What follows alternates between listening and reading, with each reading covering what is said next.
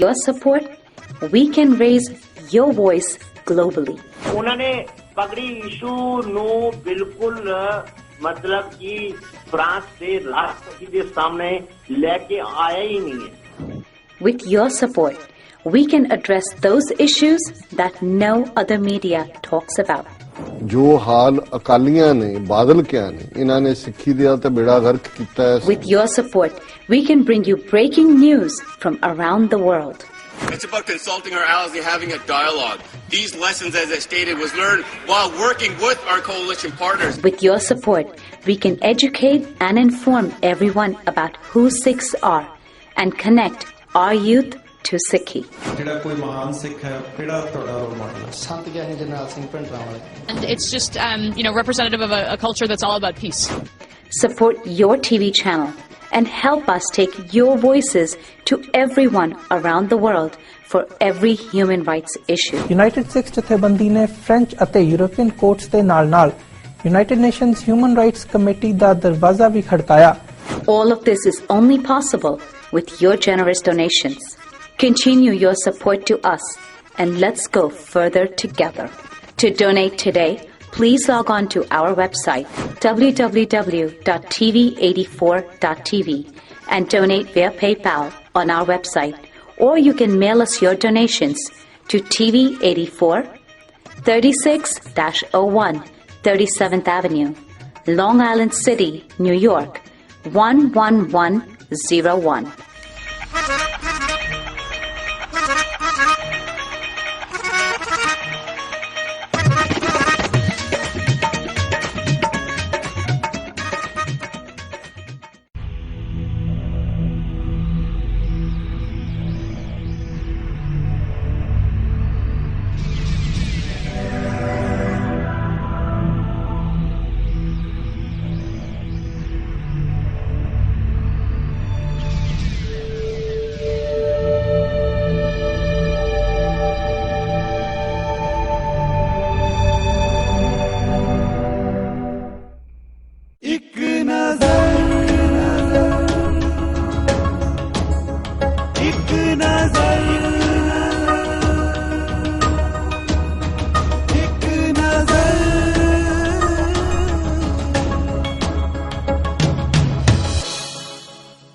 ਸਤਿ ਸ਼੍ਰੀ ਅਕਾਲ ਦਰਸ਼ਕੋ, ਮੈਂ ਹਾਂ ਤੁਹਾਡਾ ਆਪਣਾ ਐਂਕਰ ਸਤਿੰਦਰ ਸਿੰਘ ਮੀਰਥਲ। ਤੁਸੀਂ ਦੇਖ ਰਹੇ ਹੋ TV 84 ਤੇ ਤੁਹਾਡਾ ਆਪਣਾ ਪ੍ਰੋਗਰਾਮ ਇੱਕ ਨਜ਼ਰ।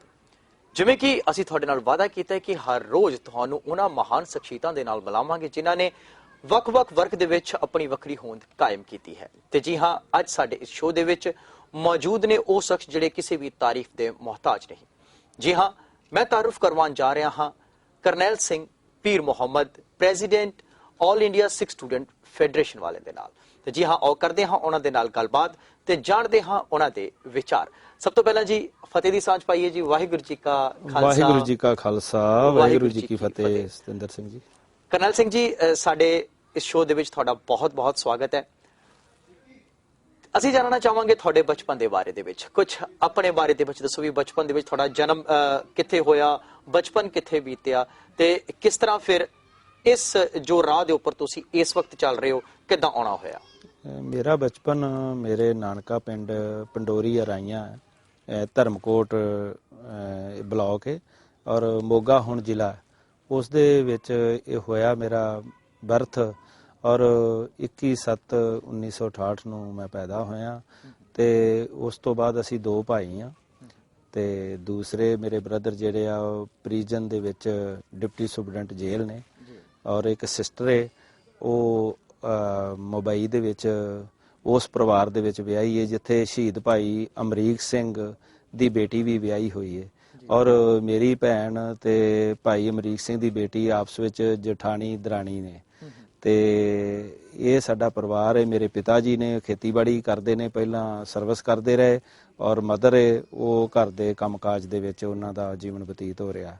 ਇਹ ਸਾਡਾ ਪਰਿਵਾਰ ਹੈ ਔਰ ਮੇਰੇ ਦੋ ਬੇਟੇ ਨੇ ਹੁਣ ਔਰ ਉਹ ਸਟੱਡੀ ਦੇ ਵਿੱਚ ਨੇ ਤੇ ਮੇਰੀ ਵਾਈਫ ਹੈ ਉਹ ਪਿੰਡ ਦੀ ਸਰਪੰਚ ਵੀ ਰਹਿ ਚੁੱਕੀ ਹੈ ਜੋ ਸੰਤ ਬਾਬਾ ਕਰਤਾਰ ਸਿੰਘ ਖਾਲਸਾ ਪਿੰਡਰਾਂ ਵਾਲਿਆਂ ਨੇ ਮੇਰੇ ਪਿੰਡ ਦਾ ਨਾਮ ਜਿਹੜਾ ਸਿੰਘਪੁਰਾ ਰੱਖਿਆ ਸੀ, ਤੇ ਅਸੀਂ ਉਹਨਾਂ ਦੇ ਬਚਨ ਜਿਹੜੇ ਪੂਰੇ ਕਰਨ ਵਾਸਤੇ ਆਪਣੇ ਨਗਰ ਦਾ ਨਾਮ ਜਿਹੜਾ ਉਹ ਸਿੰਘਪੁਰਾ ਰਜਿਸਟਰਡ ਕਰਵਾ ਕੇ ਉਹ ਪੰਚਾਇਤ ਜਿਹੜੀ ਬਣੀ ਉਹਦੇ ਸਰਬਸੰਮਤੀ ਦੇ ਨਾਲ ਮੇਰੀ ਧਰਮ ਪਤਨੀ ਸੁਖਵਿੰਦਰ ਕੌਰ ਉੱਥੋਂ ਦੀ ਸਰਪੰਚ ਬਣੀ।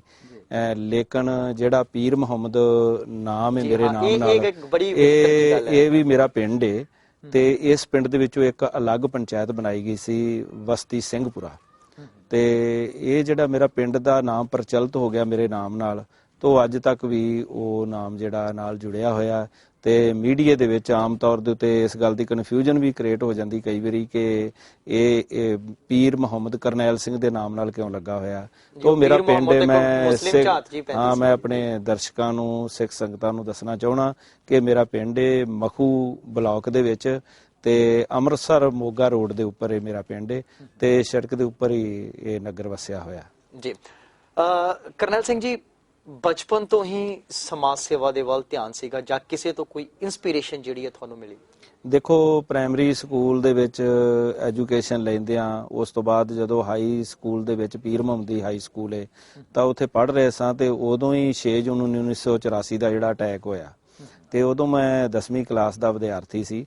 ਤੇ ਉਸ ਵਕਤ ਇਹ ਜਿਹੜਾ ਘਟਨਾਕ੍ਰਮ ਵਾਪਰਿਆ, ਇਹ ਆਪਣੇ ਆਪ ਦੇ ਵਿੱਚ ਇੱਕ ਬੜਾ ਵੱਡਾ ਦਿਖਾਂਤ ਸੀ। ਤੇ ਸਾਡੇ ਘਰ ਦੇ ਵਿੱਚ ਅਖੰਡ ਪਾਠ ਸਾਹਿਬ ਦੇ ਭੋਗ ਪਾਏ ਗਏ ਸੀ। ਪਹਿਲਾਂ ਤੋਂ ਹੀ ਅਖੰਡ ਪਾਠ ਸਾਹਿਬ ਜਿਵੇਂ ਰੱਖਿਆ ਜਾਂਦਾ ਹੈ ਘਰਾਂ ਦੇ ਵਿੱਚ, ਆਪਾਂ ਕੋਈ ਸੁਖਨਾ ਕਰਦੇ ਆ ਜਾਂ ਕੋਈ ਕਾਰਜ ਹੁੰਦੇ ਨੇ, ਤਾਂ ਮੈਨੂੰ ਯਾਦ ਹੈ ਕਿ ਮੇਰੇ ਪਿਤਾ ਜੀ ਕਾਲੇ ਸਨ ਕਿ ਉਹਨਾਂ ਦਾ ਸੰਤ ਬਾਬਾ ਜਰਨੈਲ ਸਿੰਘ ਖਾਲਸਾ ਪਿੰਡਰਾਂ ਵਾਲਿਆਂ ਨਾਲ ਬਹੁਤ ਪਿਆਰ ਸੀ, ਤੇ ਮਹੀਨੇ ਦੇ ਵਿੱਚ 2-3 ਵਾਰੀ ਉਹਨਾਂ ਦੇ ਕੋਲ ਜਾਂਦੇ ਸਨ। ਲੇਕਿਨ ਉਸ ਦਿਨ ਘਰ ਦੇ ਵਿੱਚ ਅਖੰਡ ਪਾਠ ਸਾਹਿਬ ਤੋਂ ਬਾਅਦ, ਭੋਗ ਤੋਂ ਬਾਅਦ, ਉਹ ਕਹਿੰਦੇ ਕਿ ਮੈਂ ਤਾਂ ਦਰਬਾਰ ਸਾਹਿਬ ਜਾਣਾ, ਜਦੋਂ ਕਿ ਮਿਲਟਰੀ ਅਟੈਕ ਦੀਆਂ ਖਬਰਾਂ ਜਿਹੜੀਆਂ ਆ ਰਹੀਆਂ ਸਨ। ਤਾਂ ਉਸ ਵਕਤ ਪਰਿਵਾਰ ਨੇ, ਰਿਸ਼ਤੇਦਾਰਾਂ ਨੇ ਕਿਹਾ ਕਿ ਸਾਰਾ ਮਾਹੌਲ ਇਸ ਤਰ੍ਹਾਂ ਦਾ ਬਣਿਆ ਪਿਆ ਤੇ ਤੁਸੀਂ ਘਰ ਦੇ ਵਿੱਚੋਂ ਨਾ ਜਾਓ। ਤਾਂ ਜਦੋਂ ਇਹ ਅਟੈਕ ਹੋ ਗਿਆ, ਤੇ ਅਟੈਕ ਦੀ ਘਟਨਾ ਜਦੋਂ BBC ਲੰਡਨ ਤੋਂ ਮੇਨ ਸੁਬਾਹ ਦੀਆਂ ਖਬਰਾਂ ਜਦੋਂ ਆਈਆਂ ਕਿ ਸੰਤ ਬਾਬਾ ਜਰਨੈਲ ਸਿੰਘ ਜੀ ਖਾਲਸਾ ਪਿੰਡਰਾਂ ਵਾਲੇ ਸ਼ਹੀਦ ਕਰ ਦਿੱਤੇ ਗਏ ਆ, ਭਾਈ ਅਮਰੀਕ ਸਿੰਘ ਜੀ ਸ਼ਹੀਦ ਕਰ ਦਿੱਤੇ ਗਏ ਆ, ਜਰਨਲ ਸ਼ਬੇਗ ਸਿੰਘ, ਬਾਬਾ ਠਾਰਾ ਸਿੰਘ ਸ਼ਹੀਦ ਕਰ ਦਿੱਤੇ ਗਏ ਆ, ਤਾਂ ਪਿਤਾ ਜੀ ਦੇ ਅੰਦਰ ਜਿਹੜੀ ਇੱਕ ਬਹੁਤ, ਮੈਂ ਸਮਝ ਰਿਹਾ ਕਿ ਇੰਨਾ ਦੁੱਖ ਉਹ ਮਹਿਸੂਸ ਕਰ ਰਹੇ ਸੀ। ਅਸੀਂ ਛੋਟੇ ਬੱਚੇ ਸਾਂ ਉਦੋਂ, ਲੇਕਿਨ ਉਹਨਾਂ ਨੇ ਉਸ ਦਿਨ ਤੋਂ, ਜਿਵੇਂ ਹੁਣ ਬਾਪੂ ਸੂਰਜ ਸਿੰਘ ਭੁੱਖ ਹੜਤਾਲ ਤੇ ਬੈਠੇ ਆ, ਉਹਨਾਂ ਨੇ ਕਿਹਾ ਕਿ ਅੱਜ ਤੋਂ ਬਾਅਦ ਮੈਂ ਪ੍ਰਸ਼ਾਦਾ ਨਹੀਂ ਛਕਣਾ। ਤੇ ਮੈਨੂੰ ਯਾਦ ਹੈ ਕਿ ਤਕਰੀਬਨ 3 ਮਹੀਨੇ ਉਹ ਲਗਾਤਾਰ ਪ੍ਰਸ਼ਾਦਾ ਉਹਨਾਂ ਨੇ ਨਹੀਂ ਛਕਿਆ ਇਸ ਰੋਸ ਦੇ ਵਜੋਂ, ਤੇ ਸਿਰਫ ਜਲ ਪਾਣੀ ਛਕਦੇ ਸਨ ਤੇ ਆਪਣੇ ਜੋ ਘਰ ਵਿਹਾਰ ਦੇ ਵਿੱਚ ਲੱਗੇ ਰਹਿੰਦੇ ਸਨ ਤੇ ਵਿਰਾਗ 'ਚ ਰਹਿੰਦੇ ਸਨ। ਤਾਂ ਮੈਂ ਵੀ ਉਸ ਵਕਤ ਸੰਤ ਬਾਬਾ ਕਰਤਾਰ ਸਿੰਘ ਖਾਲਸਾ ਪਿੰਡਰਾਂ ਵਾਲੇ, ਜਿਹੜੇ ਸੰਤ ਬਾਬਾ ਜਰਨੈਲ ਸਿੰਘ ਖਾਲਸਾ ਪਿੰਡਰਾਂ ਵਾਲਿਆਂ ਤੋਂ ਪਹਿਲਾਂ ਦਮਦਮੀ ਟਕਸਾਲ ਦੇ ਮੁਖੀ ਸਨ, ਉਹਨਾਂ ਦੇ ਜਿਹੜੇ ਭਰਾ ਸਨ ਉਹ ਸਾਡੇ ਪਿੰਡ ਦੇ ਵਿੱਚ ਹੀ ਰਹਿੰਦੇ ਸਨ, ਬਾਪੂ ਸ਼ਿੰਗਾਰਾ ਸਿੰਘ। ਉਹ ਕਹਿੰਦੇ ਸਿੰਘੋ ਆਪਾਂ ਉਹਨੂੰ ਜਥਾ ਲੈ ਕੇ ਜਾਣਾ ਚਾਹੀਦਾ। ਤਾਂ ਉਸ ਜਥੇ ਦੇ ਵਿੱਚ ਮੇਰੇ ਅੰਦਰ ਜਿਹੜੇ ਜਜ਼ਬਾਤ ਜਾਗੇ, ਮੈਂ ਵੀ ਜਿੱਦ ਕੀਤੀ ਕਿ ਮੈਂ ਜਥੇ ਦੇ ਨਾਲ ਜਾਣਾ। ਕਿ ਉਸ ਵੇਲੇ ਆਪ ਜੀ ਦੀ ਕਿੰਨੀ ਉਮਰ ਸੀ? ਉਦੋਂ ਬਸ ਇਹੋ ਹੀ ਤੁਸੀਂ ਦੇਖ ਲਓ ਕਿ 10ਵੀਂ ਕਲਾਸ ਦਾ ਵਿਦਿਆਰਥੀ ਸੀ। ਮੈਨੂੰ ਹੁਣ ਇੰਨੀ ਤਾਂ ਯਾਦ ਨਹੀਂ ਹੈਗਾ, ਪਰ ਉਹੀ 12-14 ਸਾਲ ਜਿੰਨੀ ਵੀ ਜਿਹੜਾ ਆਪਣੀ ਇੱਕ ਏਜ ਦਾ ਹੁੰਦਾ, 15 ਸਾਲ ਏਜ ਹੋਵੇਗੀ। ਤਾਂ ਇਸ ਤਰ੍ਹਾਂ ਦੇ ਮਾਹੌਲ ਦੇ ਵਿੱਚੋਂ ਜਿਹੜਾ ਅਸੀਂ ਗੁਜ਼ਰ ਕੇ ਜਦੋਂ ਜਥੇ ਦੇ ਨਾਲ ਗਏ, ਤਾਂ ਜਥੇ ਦੇ ਵਿੱਚ ਇਸ ਤਰ੍ਹਾਂ ਦਾ ਇੱਕ ਸੀ ਕਿ ਅਸੀਂ ਹਰ ਹਾਲਤ ਦੇ ਵਿੱਚ ਅੰਮ੍ਰਿਤਸਰ ਪਹੁੰਚਣਾ, ਪਰ ਰਸਤੇ ਦੇ ਵਿੱਚ ਤਾਰਾਂ ਲੱਗੀਆਂ ਹੋਈਆਂ ਸਨ। ਰਸਤੇ ਦੇ ਵਿੱਚ ਤਰ੍ਹਾਂ ਦਾ ਮਾਹੌਲ ਇਸ ਤਰ੍ਹਾਂ ਦਾ ਸੀ, ਸਖਤੀਆਂ ਕੀਤੀਆਂ ਗਈਆਂ ਸਨ। ਸੋ ਉਹਨਾਂ ਸਖਤੀਆਂ ਦੇ ਬਾਵਜੂਦ ਅਸੀਂ ਮੰਡ ਦੇ ਵਿੱਚ ਘੁੰਮਦੇ ਰਹੇ। ਸਾਡੇ ਇਲਾਕੇ 'ਚ ਹਰੀਕੇ ਹੈਡ ਜਿਹੜਾ ਬਿਲਕੁਲ ਲਾਗੇ ਆ, ਤਾਂ ਉੱਥੋਂ ਤੱਕ ਅਸੀਂ ਉਹ ਗਏ ਜਥੇ ਦੇ ਰੂਪ ਵਿੱਚ, ਲੇਕਿਨ ਫਿਰ ਸਾਨੂੰ ਵਾਪਸ ਭੇਜ ਦਿੱਤਾ ਗਿਆ। ਇਹ ਸੀ ਸਾਡੇ 6 ਜੂਨ 1984 ਦੇ ਨਾਲ ਸੰਬੰਧਿਤ ਯਾਦਾਂ ਕਿ ਜਿਹੜੀਆਂ ਅੱਜ ਤੱਕ ਵੀ ਅਸੀਂ ਦੁੱਖ ਦੇ ਵਿੱਚ ਮਹਿਸੂਸ ਕਰਕੇ ਸਮੋਈ ਬੈਠੇ ਹਾਂ ਜੀ। ਕਰਨੈਲ ਸਿੰਘ ਜੀ, ਬਚਪਨ ਦੇ ਵਿਦਿਅਕ ਅਦਾਇਰੇ ਤੋਂ ਬਾਅਦ ਤੱਕ ਦਾ ਸਿੱਖ ਸਟੂਡੈਂਟ ਫੈਡਰੇਸ਼ਨ ਤੱਕ ਦਾ ਜਿਹੜਾ ਸਫ਼ਰ ਹੈ, ਇਹ ਕਿੰਨਾ ਕੁ ਚੁਣੌਤੀਆਂ ਭਰਿਆ ਸੀ? ਦੇਖੋ, ਜਦੋਂ ਸਕੂਲ 'ਚ ਪੜ੍ਹਦੇ ਸੀ ਉਦੋਂ ਹੀ ਮੈਂਬਰ ਬਣ ਗਏ ਸੀ ਆਲ ਇੰਡੀਆ ਸਿੱਖ ਸਟੂਡੈਂਟ ਫੈਡਰੇਸ਼ਨ ਦੇ। ਉਹ ਵੀ ਮੈਂ ਤੁਹਾਨੂੰ ਇੱਕ ਬਰੀਫ ਦੱਸ ਦਿਆਂ ਕਿ ਅਸੀਂ ਜਦੋਂ ਮੈਂਬਰ ਬਣ ਗਏ, ਇੱਕ ਮੇਰੇ ਨਾਲ ਪਿੰਡ ਦਾ ਨੌਜਵਾਨ ਸੀ ਤੇ ਅਸੀਂ ਸੰਤ ਬਾਬਾ ਜਰਨੈਲ ਸਿੰਘ ਪਿੰਡਰਾਂ ਵਾਲਿਆਂ ਦੇ ਦਰਸ਼ਨ ਕਰਨ ਲਈ ਜਿਹੜਾ ਲੰਗਰ ਹਾਲ ਹੈ ਗੁਰੂ ਰਾਮਦਾਸ ਲੰਗਰ ਹਾਲ, ਸਾਨੂੰ ਕਿਹਾ ਗਿਆ ਕਿ ਉੱਥੇ ਉੱਪਰ ਸੰਤ ਜੀ ਰਹਿੰਦੇ ਆ। ਜਦੋਂ ਅਸੀਂ ਉੱਪਰ ਗਏ ਤਾਂ ਉੱਥੇ ਸਿੰਘ ਖੜਾ ਸੀ, ਉਹਨੇ ਸਾਨੂੰ ਦਬਕਾ ਮਾਰਿਆ ਕਿ ਤੁਸੀਂ ਬਈ ਕਿਵੇਂ ਆ ਗਏ ਉੱਪਰ, ਤਾਂ ਉਹਨਾਂ ਨੇ ਸਾਨੂੰ ਥੱਲੇ ਭੇਜ ਦਿੱਤਾ। ਫਿਰ ਜਿਹੜਾ ਸਾਹਮਣੇ ਹੀ ਆਲ ਇੰਡੀਆ ਸਿੱਖ ਸਟੂਡੈਂਟ ਫੈਡਰੇਸ਼ਨ ਦਾ ਦਫ਼ਤਰ ਸੀ ਗੁਰੂ ਰਾਮਦਾਸ ਲੰਗਰ ਹਾਲ ਦੇ ਬਿਲਕੁਲ ਸਾਹਮਣੇ, ਅਸੀਂ ਉੱਥੇ ਗਏ, ਉੱਥੋਂ ਪਰਚੀ ਕਟਾਈ ਤੇ ਅਸੀਂ ਇਹਦੇ ਮੈਂਬਰ ਬਣ ਗਏ ਆਲ ਇੰਡੀਆ ਸਿੱਖ ਸਟੂਡੈਂਟ ਫੈਡਰੇਸ਼ਨ ਦੇ। ਲੇਕਿਨ ਜਦੋਂ ਕਾਲਜ ਦੇ ਵਿੱਚ ਗਏ ਮੋਗੇ ਦੇ ਵਿੱਚ ਗੁਰੂ ਨਾਨਕ ਕਾਲਜ ਦੇ ਵਿੱਚ, ਤਾਂ ਉਦੋਂ ਤੱਕ ਇੰਨਾ ਕੁ ਘਟਨਾਕ੍ਰਮ ਵਾਪਰ ਗਿਆ ਸੀ ਕਿ ਉਸ ਤੋਂ ਪਹਿਲਾਂ ਕਈ ਵਾਰੀ ਪੁਲਿਸ ਨੇ ਫੜਨਾ ਸ਼ੁਰੂ ਕਰ ਦਿੱਤਾ ਸੀ, ਕਿਉਂਕਿ ਜਨਰਲ ਸੈਕਟਰੀ ਬਲਾਕ ਮਖੂ ਦਾ ਮੈਂ ਸਾਂ ਤੇ ਸਾਡੇ ਇਲਾਕੇ ਦੇ ਵਿੱਚ 3 ਬੰਦਿਆਂ ਨੂੰ ਸ਼ਰਾਬ ਪੀ ਰਹੇ ਸਨ ਤੇ ਉਹਨਾਂ ਨੂੰ ਇਸ ਕਰਕੇ ਮਾਰ ਗਏ ਕੁਝ ਸਿੰਘ ਜਿਹੜੇ ਆਏ। ਤਾਂ ਉਸ ਚੱਕਰ ਦੇ ਵਿੱਚ ਸਾਨੂੰ ਪਹਿਲੀ ਵਾਰੀ ਪੁਲਿਸ ਨੇ ਗ੍ਰਿਫਤਾਰ ਕੀਤਾ। ਤਾਂ ਗ੍ਰਿਫਤਾਰੀ ਤੋਂ ਬਾਅਦ ਕਦੀ ਛੱਡ ਦੇਣਾ, ਕਦੀ ਫੜ ਲੈਣਾ, ਇਹ ਕੰਮ ਜਿਹੜਾ ਜਦੋਂ ਉੱਥੇ ਕਾਲਜ ਦੇ ਵਿੱਚ ਵੀ ਇਹੋ ਜੀ ਲਾਈਫ ਜਿਹੜੀ ਚੱਲਦੀ ਰਹੀ।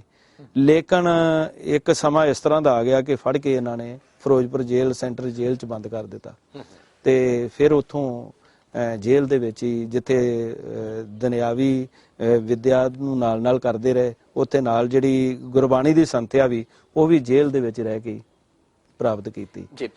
ਜਿਸ ਵੇਲੇ ਕਰਨੈਲ ਸਿੰਘ ਜੀ ਤੁਸੀਂ ਆਲ ਇੰਡੀਆ ਸਿੱਖ ਸਟੂਡੈਂਟ ਫੈਡਰੇਸ਼ਨ ਦੇ ਪ੍ਰੈਜ਼ੀਡੈਂਟ ਚੁਣੇ ਗਏ, ਉਸ ਵੇਲੇ ਕਿਹੜੀਆਂ ਮੁੱਖ ਚੁਣੌਤੀਆਂ ਸਨ ਵੀ ਜਿਨ੍ਹਾਂ ਨੂੰ ਤੁਹਾਨੂੰ ਲੱਗਦਾ ਸੀਗਾ ਵੀ ਅਗਰ ਇਹਨਾਂ ਚੁਣੌਤੀਆਂ ਨੂੰ ਪਾਰ ਕਰ ਲਈਏ ਤਾਂ ਸ਼ਾਇਦ ਜਿਹੜੀ ਰੂਪ ਰੇਖਾ ਹੈ ਇਸ ਫੈਡਰੇਸ਼ਨ ਦੀ ਉਹ ਹੋਰ ਨਿਖਰ ਕੇ ਸਾਹਮਣੇ ਆਏਗੀ? ਦੇਖੋ, ਉਸ ਵੇਲੇ ਸਭ ਤੋਂ ਵੱਡੀ ਚੁਣੌਤੀ ਤਾਂ ਸੀ ਕਿ ਆਲ ਇੰਡੀਆ ਸਿੱਖ ਸਟੂਡੈਂਟ ਫੈਡਰੇਸ਼ਨ ਤੀਲੇ ਵਾਂਗ ਖਿਲਰੀ ਪਈ ਸੀ। ਕਈ ਗਰੁੱਪ ਸਨ, ਉਹਨਾਂ ਗਰੁੱਪਾਂ ਦੇ ਵਿੱਚ ਏਕਤਾ ਜਦੋਂ ਕਰਵਾਈ ਗਈ, ਉਹ ਪ੍ਰੋਫੈਸਰ ਮਨਜੀਤ ਸਿੰਘ ਜਿਹੜੇ ਉਸ ਵੇਲੇ ਕਾਰਜਕਾਰੀ ਜਥੇਦਾਰ ਸਨ ਸ੍ਰੀ ਅਕਾਲ ਤਖਤ ਸਾਹਿਬ ਦੇ, 19 ਜਨਵਰੀ 1995 ਦਾ ਇਹ ਦਿਨ ਸੀ ਜਦੋਂ 5 ਸਿੰਘ ਸਾਹਿਬਾਨ ਨੇ ਇੱਕ ਮੀਟਿੰਗ ਬੁਲਾਈ ਔਰ ਮੀਟਿੰਗ ਦੇ ਵਿੱਚ ਆਲ ਇੰਡੀਆ ਸਿੱਖ ਸਟੂਡੈਂਟ ਫੈਡਰੇਸ਼ਨ ਦੇ ਵੱਖ-ਵੱਖ ਧੜਿਆਂ ਨੂੰ ਇਕੱਠਿਆਂ ਕੀਤਾ। ਤਕਰੀਬਨ 6 ਤੋਂ 8 ਘੰਟੇ ਉਹ ਮੀਟਿੰਗ ਚੱਲੀ। ਉਸ ਮੀਟਿੰਗ ਦੇ ਵਿੱਚ ਵੱਖ-ਵੱਖ ਗਰੁੱਪਾਂ ਨੂੰ ਇਕੱਠਿਆਂ ਕਰਕੇ 5 ਸਿੰਘ ਸਾਹਿਬਾਨ ਨੇ ਜਿਹੜੇ ਮੌਜੂਦਾ ਜਥੇਦਾਰ ਰਹਿ ਚੁੱਕੇ ਨੇ, ਗਿਆਨੀ ਗੁਰਬਚਨ ਸਿੰਘ, ਇਹ ਉਦੋਂ ਹੈੱਡ ਗ੍ਰੰਥੀ ਸਨ ਦਰਬਾਰ ਸਾਹਿਬ ਦੇ। ਸੋ ਇਹਨਾਂ ਸਾਰੇ ਸਿੰਘ ਸਾਹਿਬਾਨਾਂ ਨੇ ਸਰਬਸੰਮਤੀ ਦੇ ਨਾਲ ਮੈਨੂੰ ਫੈਡਰੇਸ਼ਨ ਦੀ ਵਾਗਡੋਰ ਸੰਭਾਲੀ ਤੇ ਜਿਹੜੇ ਗਰੁੱਪਾਂ ਦੇ ਵਿੱਚ 5 ਧੜਿਆਂ ਦੀ ਏਕਤਾ ਹੋਈ ਸੀ ਉਦੋਂ, ਜਿੰਦੇ ਵਿੱਚ ਭਾਈ ਦਲਜੀਤ ਸਿੰਘ ਬਿੱਟੂ ਦਾ ਗਰੁੱਪ ਵੀ ਸੀ, ਜਿੰਦੇ ਵਿੱਚ ਹਰਮਿੰਦਰ ਸਿੰਘ ਗਿੱਲ ਦਾ ਗਰੁੱਪ ਸੀ, ਜਸਬੀਰ ਸਿੰਘ ਘੁੰਮਣ ਦਾ ਗਰੁੱਪ ਸੀ, ਇੱਕ ਵਰਲਡ ਸਿੱਖ ਫੈਡਰੇਸ਼ਨ ਬਣੀ ਸੀ ਪਰਮਿੰਦਰ ਸਿੰਘ ਢਿੱਲੋਂ, ਇਸੇ ਤਰ੍ਹਾਂ ਫੈਡਰੇਸ਼ਨ ਮਹਿਤਾ ਚਾਵਲਾ ਸੀ, ਇਹਨਾਂ ਦੇ ਗਰੁੱਪ ਦੇ ਕੁਝ ਸਿੰਘ ਸਨ। ਸਾਰਿਆਂ ਨੂੰ ਇਕੱਠਿਆਂ ਕਰਕੇ ਤੇ ਇਹ ਜਿਹੜੀ ਏਕਤਾ ਸਾਡੀ ਜਿਹੜੀ ਹੈ ਕਰਾ ਕੇ ਤੇ ਮੈਨੂੰ ਉਹਦਾ ਪ੍ਰਧਾਨ ਨਿਯੁਕਤ ਕੀਤਾ ਗਿਆ। ਉਸ ਵੇਲੇ ਜਿਹੜੀ ਸਭ ਤੋਂ ਵੱਡੀ ਚੁਣੌਤੀ ਸੀ ਕਿ ਪੁਲਿਸ, ਜਦੋਂ ਵੀ ਅਸੀਂ ਕੋਈ ਮੈਂਬਰ ਫੈਡਰੇਸ਼ਨ ਵਿੱਚ ਭਰਤੀ ਕਰਦੇ ਸਾਂ, ਕਾਲਜ ਵਿੱਚ ਜਾ ਕੇ, ਯੂਨੀਵਰਸਿਟੀ ਜਾ ਕੇ, ਕਿਸੇ ਵੀ ਜਗ੍ਹਾ ਤੇ, ਤਾਂ ਪੁਲਿਸ ਦੀ CID ਉਸੇ ਵੇਲੇ ਉਹਨਾਂ ਦੇ ਘਰ ਪਹੁੰਚ ਜਾਂਦੀ ਸੀ। ਤਾਂ ਬੱਚਿਆਂ ਨੇ ਕਈ ਵਾਰੀ ਘਰ ਦੱਸਿਆ ਵੀ ਨਹੀਂ ਸੀ ਹੁੰਦਾ, ਘਰਦਿਆਂ ਨੂੰ ਜਦੋਂ ਪਤਾ ਲੱਗਦਾ ਸੀ ਕਿ ਫੈਡਰੇਸ਼ਨ ਦਾ ਮੈਂਬਰ ਬਣ ਕੇ ਆ ਗਿਆ ਤਾਂ ਉਹ ਉਸੇ ਵੇਲੇ ਕਹਿ ਦਿੰਦੇ ਸੀ ਕਿ ਤੂੰ ਬਹੁਤ ਗਲਤ ਕੰਮ ਕੀਤਾ, ਹੁਣ ਪੁਲਿਸ ਆਪਣੇ ਘਰ ਛਾਪੇ ਮਾਰੇਗੀ ਤੇ ਤੂੰ ਇਹਦੇ ਤੋਂ ਰਿਜ਼ਾਈਨ ਦੇ। ਤਾਂ ਉਸੇ ਲੜਕੇ ਨੇ ਫਿਰ ਸਾਡੇ ਨਾਲ ਦੁਬਾਰਾ ਸੰਪਰਕ ਕਰਨਾ, ਉਹਨੇ ਕਹਿਣਾ ਕਿ ਮੈਨੂੰ ਜੀ ਤੁਸੀਂ ਫੈਡਰੇਸ਼ਨ ਦਾ ਮੈਂਬਰ ਬਣਾ ਕੇ ਗਏ, ਜੌਹਦੇਦਾਰ ਬਣਾ ਗਏ ਤੇ ਮੇਰੇ ਤਾਂ ਘਰ ਦੇ ਨਹੀਂ ਮੰਨਦੇ, ਇਸ ਕਰਕੇ ਤੁਸੀਂ ਮੈਨੂੰ ਇਹਦੇ ਵਿੱਚੋਂ ਕਰੋ। ਸੋ ਕਈ ਤਰ੍ਹਾਂ ਦੀਆਂ ਚੁਣੌਤੀਆਂ ਦੇ ਵਿੱਚੋਂ ਗੁਜ਼ਰਨਾ।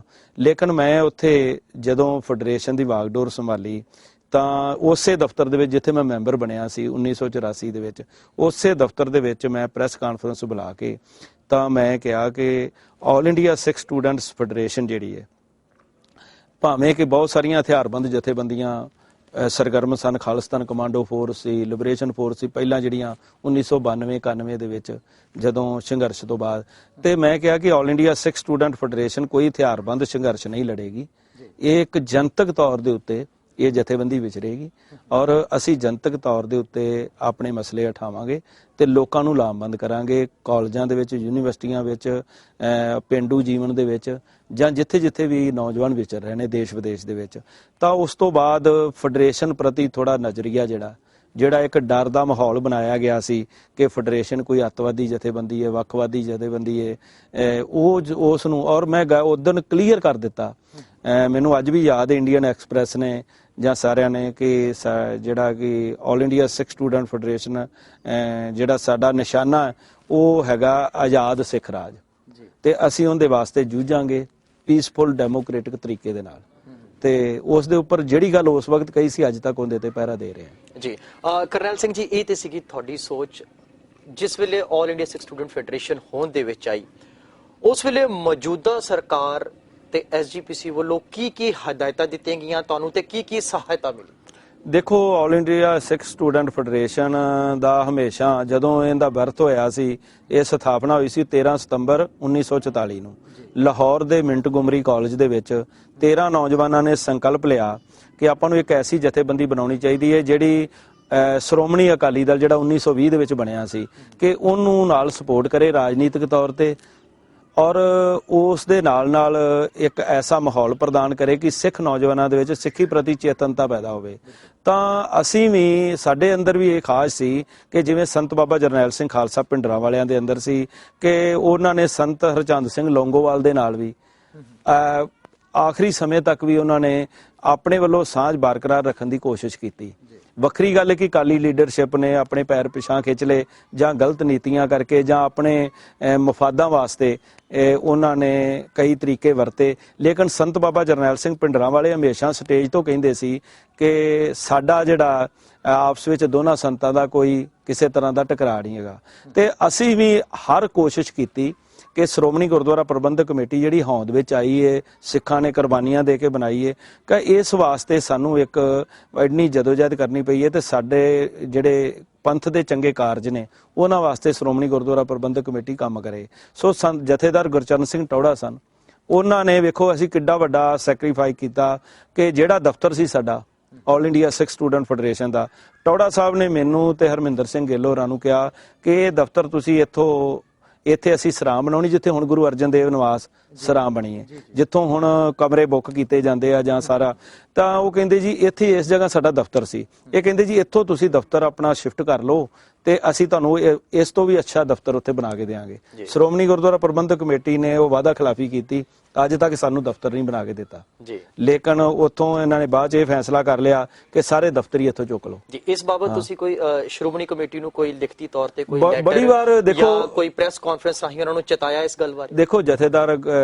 ਕਿਰਪਾਲ ਸਿੰਘ ਬਡੂੰਗਰ ਨੂੰ ਅਸੀਂ ਕਿਹਾ, ਬੀਬੀ ਜਗੀਰ ਕੌਰ ਨੂੰ ਕਿਹਾ, ਅਵਤਾਰ ਸਿੰਘ ਮੱਕੜ ਨੇ ਇਹਨਾਂ ਨੂੰ ਕਿਹਾ, ਲੇਕਿਨ ਇਹਨਾਂ ਨੇ ਬਾਅਦ ਦੇ ਵਿੱਚ ਕਹਿੰਦੇ ਜੀ ਅਸੀਂ ਫੈਸਲਾ ਹੀ ਕਰ ਲਿਆ ਕਿ ਕੋਈ ਵੀ ਦਫ਼ਤਰ ਨਾ ਅਕਾਲੀ ਦਲ ਦਾ ਤੇ ਨਾ ਆਲ ਇੰਡੀਆ ਸਿੱਖ ਸਟੂਡੈਂਟ ਫੈਡਰੇਸ਼ਨ ਦਾ ਇੱਥੇ ਨਹੀਂ ਹੋਵੇਗਾ।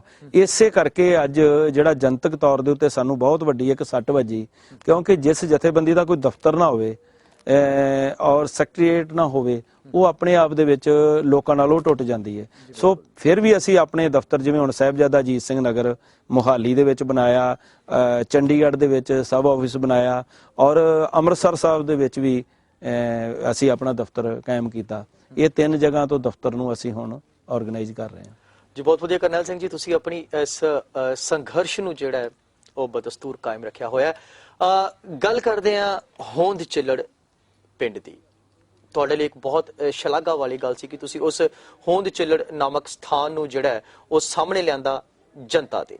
ਸੋ ਇਸ ਪੂਰੇ ਘਟਨਾਕ੍ਰਮ ਦੇ ਬਾਰੇ ਸਾਡੇ ਦਰਸ਼ਕਾਂ ਨੂੰ ਥੋੜਾ ਜਿਹਾ ਦੱਸੋ। ਦੇਖੋ ਜੀ, ਇਹ ਜਿਹੜਾ ਆਪਣੇ ਆਪ ਵਿੱਚ ਬਹੁਤ ਵੱਡਾ ਇੱਕ ਦਿਖਾਂਤ ਸੀ, ਜਿਹਦੇ ਬਾਰੇ ਜਦੋਂ ਸਾਨੂੰ ਪਤਾ ਲੱਗਾ ਤੇ ਅਸੀਂ ਹੋਂਦ ਚਿੱਲੜ ਦੇ ਵਿੱਚ ਗਏ ਸੀ। ਇਹ ਮੇਰਾ ਖਿਆਲ 18 ਫਰਵਰੀ 2011 ਦੀ ਗੱਲ ਹੈ। ਜਦੋਂ ਅਸੀਂ ਉੱਥੇ ਜਾ ਕੇ ਸਾਰਾ ਕੁਝ ਦੇਖਿਆ ਤੇ ਆਪਣੇ ਆਪ ਵਿੱਚ ਇੱਕ ਇਹਨਾਂ ਵੱਡਾ ਭਿਆਨਕ ਦਿਖਾਂਤ ਸੀ। ਪੂਰਾ ਪਿੰਡ ਜਲਿਆ ਪਿਆ ਸੀ ਔਰ ਖੰਡਰ ਜਿਹੜੇ ਖੜੇ ਸਨ, ਤੇ ਉੱਥੇ ਜਦੋਂ ਪਿੰਡ ਵਾਸੀਆਂ ਨੂੰ ਬੁਲਾਇਆ, ਪੀੜਤ ਪਰਿਵਾਰਾਂ ਨਾਲ ਮੁਲਾਕਾਤ ਕੀਤੀ, ਤਾਂ ਉਹ ਇੱਕ ਬੜਾ ਵੱਡਾ ਦਿਖਾਂਤ ਸੀ। ਔਰ ਉਸ ਦਿਖਾਂਤ ਬਾਰੇ ਅਸੀਂ ਸਾਰਾ ਜਾਣਕਾਰੀ ਜਿਹੜੀ ਉਹ ਮੀਡੀਆ ਨੂੰ ਦਿੱਤੀ, ਤਾਂ ਆਪਣੇ ਆਪ ਵਿੱਚ ਲੋਕ ਹੱਕੇ ਬੱਕੇ ਰਹਿ ਗਏ ਔਰ ਦੁਨੀਆ ਭਰ ਦੀ ਪ੍ਰੈਸ ਨੇ ਉਸ ਨੂੰ ਦੁਨੀਆ ਦੇ ਸਾਹਮਣੇ ਪੇਸ਼ ਕੀਤਾ ਕਿ ਇੱਕ ਐਸਾ ਵੀ ਪਿੰਡ ਹੈ ਇੰਡੀਆ ਦੇ ਅੰਦਰ, ਆਜ਼ਾਦ ਭਾਰਤ ਦੇ ਅੰਦਰ, ਜਿੱਥੇ ਪੂਰਾ ਪਿੰਡ ਹੀ ਜਲਾ ਦਿੱਤਾ ਗਿਆ, 32 ਸਿੱਖ ਜਿੰਦਾ ਜਲਾ ਦਿੱਤੇ ਗਏ, ਤੇ ਅੱਜ ਵੀ ਉਹ ਖੰਡਰ ਜਿਹੜੇ ਖੜੇ ਨੇ। ਤਾਂ ਉਸ ਗੱਲ ਦੀ ਆਵਾਜ਼ ਜਿਹੜੀ ਪਾਰਲੀਮੈਂਟ ਦੇ ਵਿੱਚ, ਰਾਜ ਸਭਾ ਦੇ ਵਿੱਚ ਔਰ ਪੰਜਾਬ ਅਸੈਂਬਲੀ ਦੇ ਅੰਦਰ, ਹਰਿਆਣਾ ਅਸੈਂਬਲੀ ਦੇ ਅੰਦਰ ਗੂੰਜੀ, ਔਰ ਇੱਥੇ ਇਹਨਾਂ ਨੇ ਸ਼ੋਕ ਮਤੇ ਪਾਸ ਕੀਤੇ, ਕਈ ਕੁਝ ਕੀਤਾ, ਲੇਕਿਨ ਫਾਰ ਦਾ ਟਾਈਮ ਉਹ ਹੈਗੀ ਸੀ ਗੱਲ। ਇਹਨਾਂ ਨੇ ਉਹ ਗੱਲ ਕਰਕੇ ਇੱਕ ਮੈਂਬਰੀ ਕਮਿਸ਼ਨ ਬਣਾਤਾ TP ਗਰਗ ਦਾ, ਜਿਹੜਾ ਅੱਜ ਵੀ ਉਹ ਜਾਂਚ ਕਰ ਰਿਹਾ ਲੇਕਿਨ ਉਹਨੂੰ ਉਦੋਂ ਹਦਾਇਤ ਕੀਤੀ ਗਈ ਸੀ ਕਿ 3 ਮਹੀਨੇ ਜਾਂ ਵੱਧ ਤੋਂ ਵੱਧ 6 ਮਹੀਨੇ ਦੇ ਵਿੱਚ ਤੂੰ ਆਪਣੀ ਰਿਪੋਰਟ ਸਬਮਿਟ ਕਰਨੀ ਹੈ।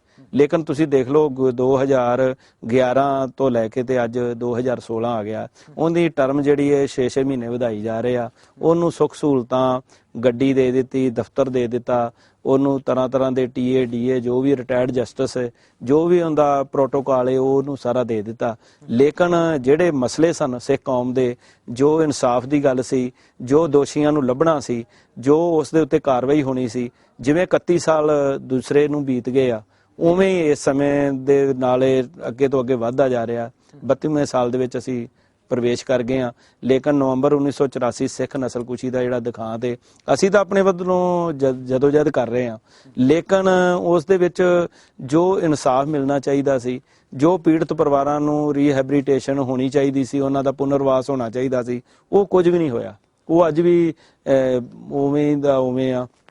ਔਰ ਜਿਹੜਾ ਹੋਂਦ ਝਿੱਲੜੇ, ਅਸੀਂ ਉੱਥੇ ਕਿਹਾ ਸੀ, ਜਿਹੜੇ ਉਸ ਵੇਲੇ ਦੇ ਅਕਾਲ ਤਖਤ ਦੇ ਜਥੇਦਾਰ ਸਨ ਗਿਆਨੀ ਗੁਰਬਚਨ ਸਿੰਘ, ਉਹਨਾਂ ਨੇ ਬਕਾਇਦਾ ਉੱਥੇ ਸਟੋਨ ਲਗਾਇਆ ਔਰ ਆਪਦੇ ਹੱਥੀਂ ਕਿਹਾ ਕਿ ਇਹ ਜਗ੍ਹਾ ਜਿਹੜੀ ਪ੍ਰਜ਼ਰਵ ਕੀਤੀ ਜਾਵੇਗੀ, ਇਹਨੂੰ ਐਜ ਇਟ ਰੱਖਿਆ ਜਾਵੇਗਾ ਤਾਂ ਕਿ ਇਹ ਸ਼ਹੀਦੀ ਯਾਦਗਾਰ ਵਜੋਂ ਦੁਨੀਆ ਦੇਖ ਸਕੇ ਕਿ ਇਹ ਜਿਹੜੇ ਖੰਡਰ ਨੇ ਉਦੋਂ ਕਿਵੇਂ ਬਣਾਏ ਗਏ, ਕਿਵੇਂ ਇੱਥੇ ਦੁਖਾਂਤ ਵਾਪਰਿਆ, ਕਿਵੇਂ ਸਿੱਖਾਂ ਦੀ ਨਸਲਕੁਸ਼ੀ ਹੋਈ। ਲੇਕਿਨ ਅੱਜ ਤੱਕ ਉਹ ਵੀ ਸਮਾਂ ਬੀਤ ਗਿਆ, ਉਹ ਯਾਦਗਾਰ ਵੀ ਨਹੀਂ ਬਣੀ। ਔਰ ਅਸੀਂ ਆਪਣੇ ਪੱਧਰ ਦੇ ਉੱਤੇ ਅੱਜ ਵੀ ਕੋਸ਼ਿਸ਼ ਕਰ ਰਹੇ ਹਾਂ ਕਿ ਉਹਨੂੰ, ਮੈਂ ਜਿਹੜੇ ਆ ਸਵਰਗਵਾਸੀ ਨੇਕ ਚੰਦ ਜੀ ਜਿਨ੍ਹਾਂ ਨੇ ਰੌਕ ਗਾਰਡਨ ਚੰਡੀਗੜ੍ਹ 'ਚ ਬਣਾਇਆ, ਨਿਰਮਾਤਾ ਨੇ ਉਹਨਾਂ ਦੇ, ਹੁਣ ਤਾਂ ਦੁਨੀਆ 'ਚ ਕੂਚ ਕਰਕੇ, ਬਕਾਇਦਾ ਮੈਂ ਉਹਨਾਂ ਦਾ ਉੱਥੇ ਵਿਜ਼ਿਟ ਕਰਾਇਆ ਔਰ ਉਹ ਅੱਖਾਂ ਭਰ ਆਏ। ਔਰ ਉਹਨਾਂ ਨੇ ਕਿਹਾ ਕਿ ਇਹ ਜਿਹੜੀ ਜਗ੍ਹਾ ਹੈ, ਇਹ ਦੁਨੀਆ ਨੂੰ ਦੱਸਣਾ ਚਾਹੀਦਾ ਹੈ ਜਿਵੇਂ ਹਿਟਲਰ ਨੇ ਜ਼ੁਲਮ ਕੀਤੇ ਸਨ, ਤੇ ਅੱਜ ਵੀ ਉੱਥੇ ਜਰਮਨਾਂ ਨੇ ਜਾਂ ਜਿਹੜੇ ਵੱਖ-ਵੱਖ ਜੋ ਯਹੂਦੀਆਂ ਦੇ ਨਾਲ ਹੋਇਆ, ਉਹ ਸਾਰਾ ਅੱਜ ਵੀ ਉਹਨਾਂ ਨੇ ਪ੍ਰਜ਼ਰਵ ਕਰਕੇ ਰੱਖਿਆ ਹੈ। ਲੇਕਿਨ ਜੋ ਸਾਡੇ ਨਾਲ ਇੰਨਾ ਕੁਝ ਵਾਪਰਿਆ, ਅਸੀਂ ਉਹਨੂੰ ਅੱਜ ਤੱਕ ਨਹੀਂ ਸੰਭਾਲ ਸਕੇ। ਤੇ ਇਹ ਸਾਡੀ ਖਾਸ ਹੈ ਜ਼ਿੰਦਗੀ ਦੀ ਕਿ ਇਹਦੇ ਉੱਤੇ ਅਸੀਂ ਅੱਜ ਵੀ ਇਸ ਗੱਲ ਦਾ ਮਨ ਦੇ ਵਿੱਚ ਸੰਕਲਪ ਲੈ ਕੇ ਬੈਠੇ ਹਾਂ ਕਿ ਯਾਦਗਾਰ ਨੂੰ ਅਸੀਂ ਸਥਾਪਿਤ ਕਰਨਾ। ਜੀ, ਉੱਥੇ ਦੀ ਜਿਹੜੀ ਇਸ ਵੇਲੇ ਮੌਕੇ ਦੀ ਜਿਹੜੀ ਸਟੇਟ ਗਵਰਨਮੈਂਟ ਹੈ, ਉਹਨਾਂ ਵੱਲੋਂ ਕਿੰਨੀ ਕੁ ਸਹਾਇਤਾ ਮਿਲੀ ਤੁਹਾਨੂੰ, ਉਹਨਾਂ ਜੋ ਬੇਦੋਸ਼ੇ ਔਰ ਬੇਗੁਨਾਹ ਲੋਕਾਂ ਨੂੰ ਸਾੜ ਦਿੱਤਾ ਗਿਆ, ਉਹਨਾਂ ਦੇ ਇਨਸਾਫ ਦੇ ਲਈ?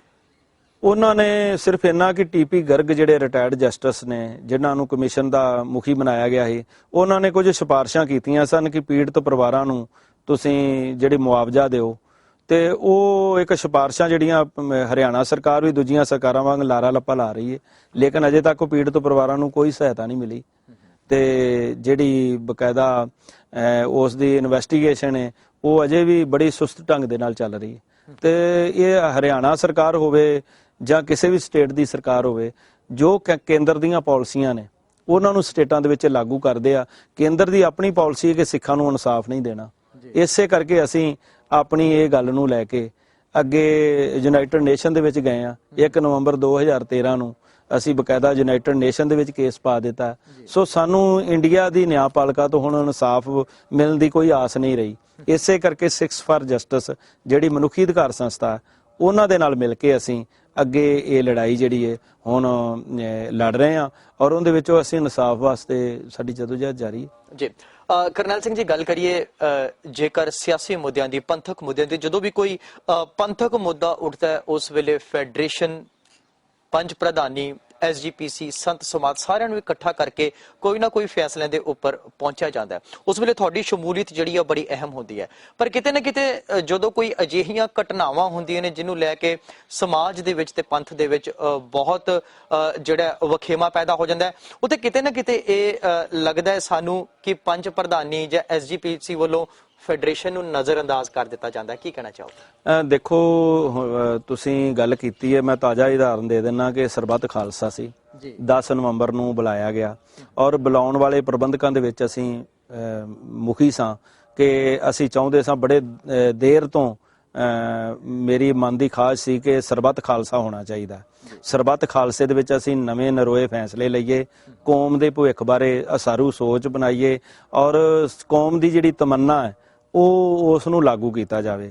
ਸੋ ਜਦੋਂ ਇਹ ਹਾਲਾਤ ਬਣ ਗਏ ਕਿ ਸਰਬੱਤ ਖਾਲਸੇ ਦੇ ਵਿੱਚ ਸਾਹਿਬ ਸ੍ਰੀ ਗੁਰੂ ਗ੍ਰੰਥ ਸਾਹਿਬ ਜੀ ਦੇ ਜੋ ਪਵਿੱਤਰ ਗੁਰੂ ਗ੍ਰੰਥ ਸਾਹਿਬ ਜੀ ਦੀ ਬੇਅਦਬੀ ਕੀਤੀ ਗਈ ਹੈ ਬਰਗਾੜੀ ਦੇ ਵਿੱਚ, ਜਵਾਹਰ ਸਿੰਘ ਵਾਲਾ ਦੇ ਵਿੱਚ ਜਾਂ ਵੱਖ-ਵੱਖ ਇਲਾਕਿਆਂ ਦੇ ਵਿੱਚ, ਤਾਂ ਉਸ ਤੋਂ ਬਾਅਦ ਸਿੱਖ ਸੰਗਤਾਂ ਦੇ ਵਿੱਚ ਭਾਰੀ ਰੋਸ ਸੀ। ਲਗਾਤਾਰ ਉਹ ਬੇਅਦਬੀ ਹੁੰਦੀ ਰਹੀ ਔਰ ਉਸ ਬੇਅਦਬੀ ਦੇ ਰੋਹ ਦੇ ਵਿੱਚ ਸਿੱਖ ਸੰਗਤਾਂ ਚਾਹੁੰਦੀਆਂ ਸਨ ਕਿ ਹੁਣ ਇੱਕ ਇਸ ਤਰ੍ਹਾਂ ਦਾ ਫੈਸਲਾ ਹੋਵੇ ਕਿ ਜਿੰਦੇ ਵਿੱਚ ਜਿਹੜੇ ਤਖਤਾਂ ਦੇ ਜਥੇਦਾਰ ਬਦਲੇ ਜਾਣ, ਨਿੱਗਰ ਸੋਚ ਵਾਲੇ ਜਥੇਦਾਰ ਹੋਣ, ਪੰਥ ਪ੍ਰਸਤੀ ਨੂੰ ਮੁੱਖ ਰੱਖਣ, ਰਾਜਨੀਤਿਕ ਦਬਾਅ ਦੇ ਹੇਠ ਨਾ ਆਉਣ। ਸਾਡੀ ਵੀ ਦਿਲੀ ਖਾਹਿਸ਼ ਸੀ, ਸੋ ਅਸੀਂ ਜਦੋਜਹਿਦ ਕਰਦੇ ਰਹੇ ਐਂਡ ਤੱਕ। ਲੇਕਿਨ ਜਿਸ ਦਿਨ ਮੈਨੂੰ ਇਹ ਲੱਗਾ ਕਿ ਇਹ ਸਰਬੱਤ ਖਾਲਸੇ ਦੇ ਜਿਹੜੇ ਮੁੱਖ ਪ੍ਰਬੰਧਕਾਂ ਚੋਂ ਜਿਹੜੇ ਸਾਡੇ ਸਾਥੀ ਨੇ, ਉਹ ਉਹਦੇ ਵਿੱਚੋਂ ਜੋ ਆਪਣੇ ਨਿੱਜੀ ਮਫਾਦਾਂ ਨੂੰ ਜਾਂ ਉਹਦੇ ਵਿੱਚੋਂ ਇੱਕ ਕੋਈ ਪੋਲੀਟੀਕਲ ਆਪਣਾ ਢਾਂਚਾ ਕੱਢਣਾ ਚਾਹੁੰਦੇ ਨੇ, ਬੈਨੀਫਿਟ ਲੈਣਾ ਚਾਹੁੰਦੇ ਨੇ, ਜਾਂ ਉਹਨਾਂ ਦੀ ਆਪਣੀ ਸੋਚ ਇਹ ਆ ਕਿ ਅਸੀਂ ਪੋਲੀਟੀਕਲ ਸਟਰਕਚਰ ਇਹੋ ਜਿਹਾ ਬਣਾ ਲਾਂਗੇ ਕਿ ਸ਼ਾਇਦ ਉਹਦੇ ਨਾਲ ਕੋਈ ਹੱਲ ਹੋ ਜਾਵੇਗਾ, ਤਾਂ ਉਸ ਵਕਤ ਅਸੀਂ ਆਪਣੇ ਆਪ ਨੂੰ ਇਹਦੇ ਚੋਂ ਡਿਨਾਈ ਕੀਤਾ।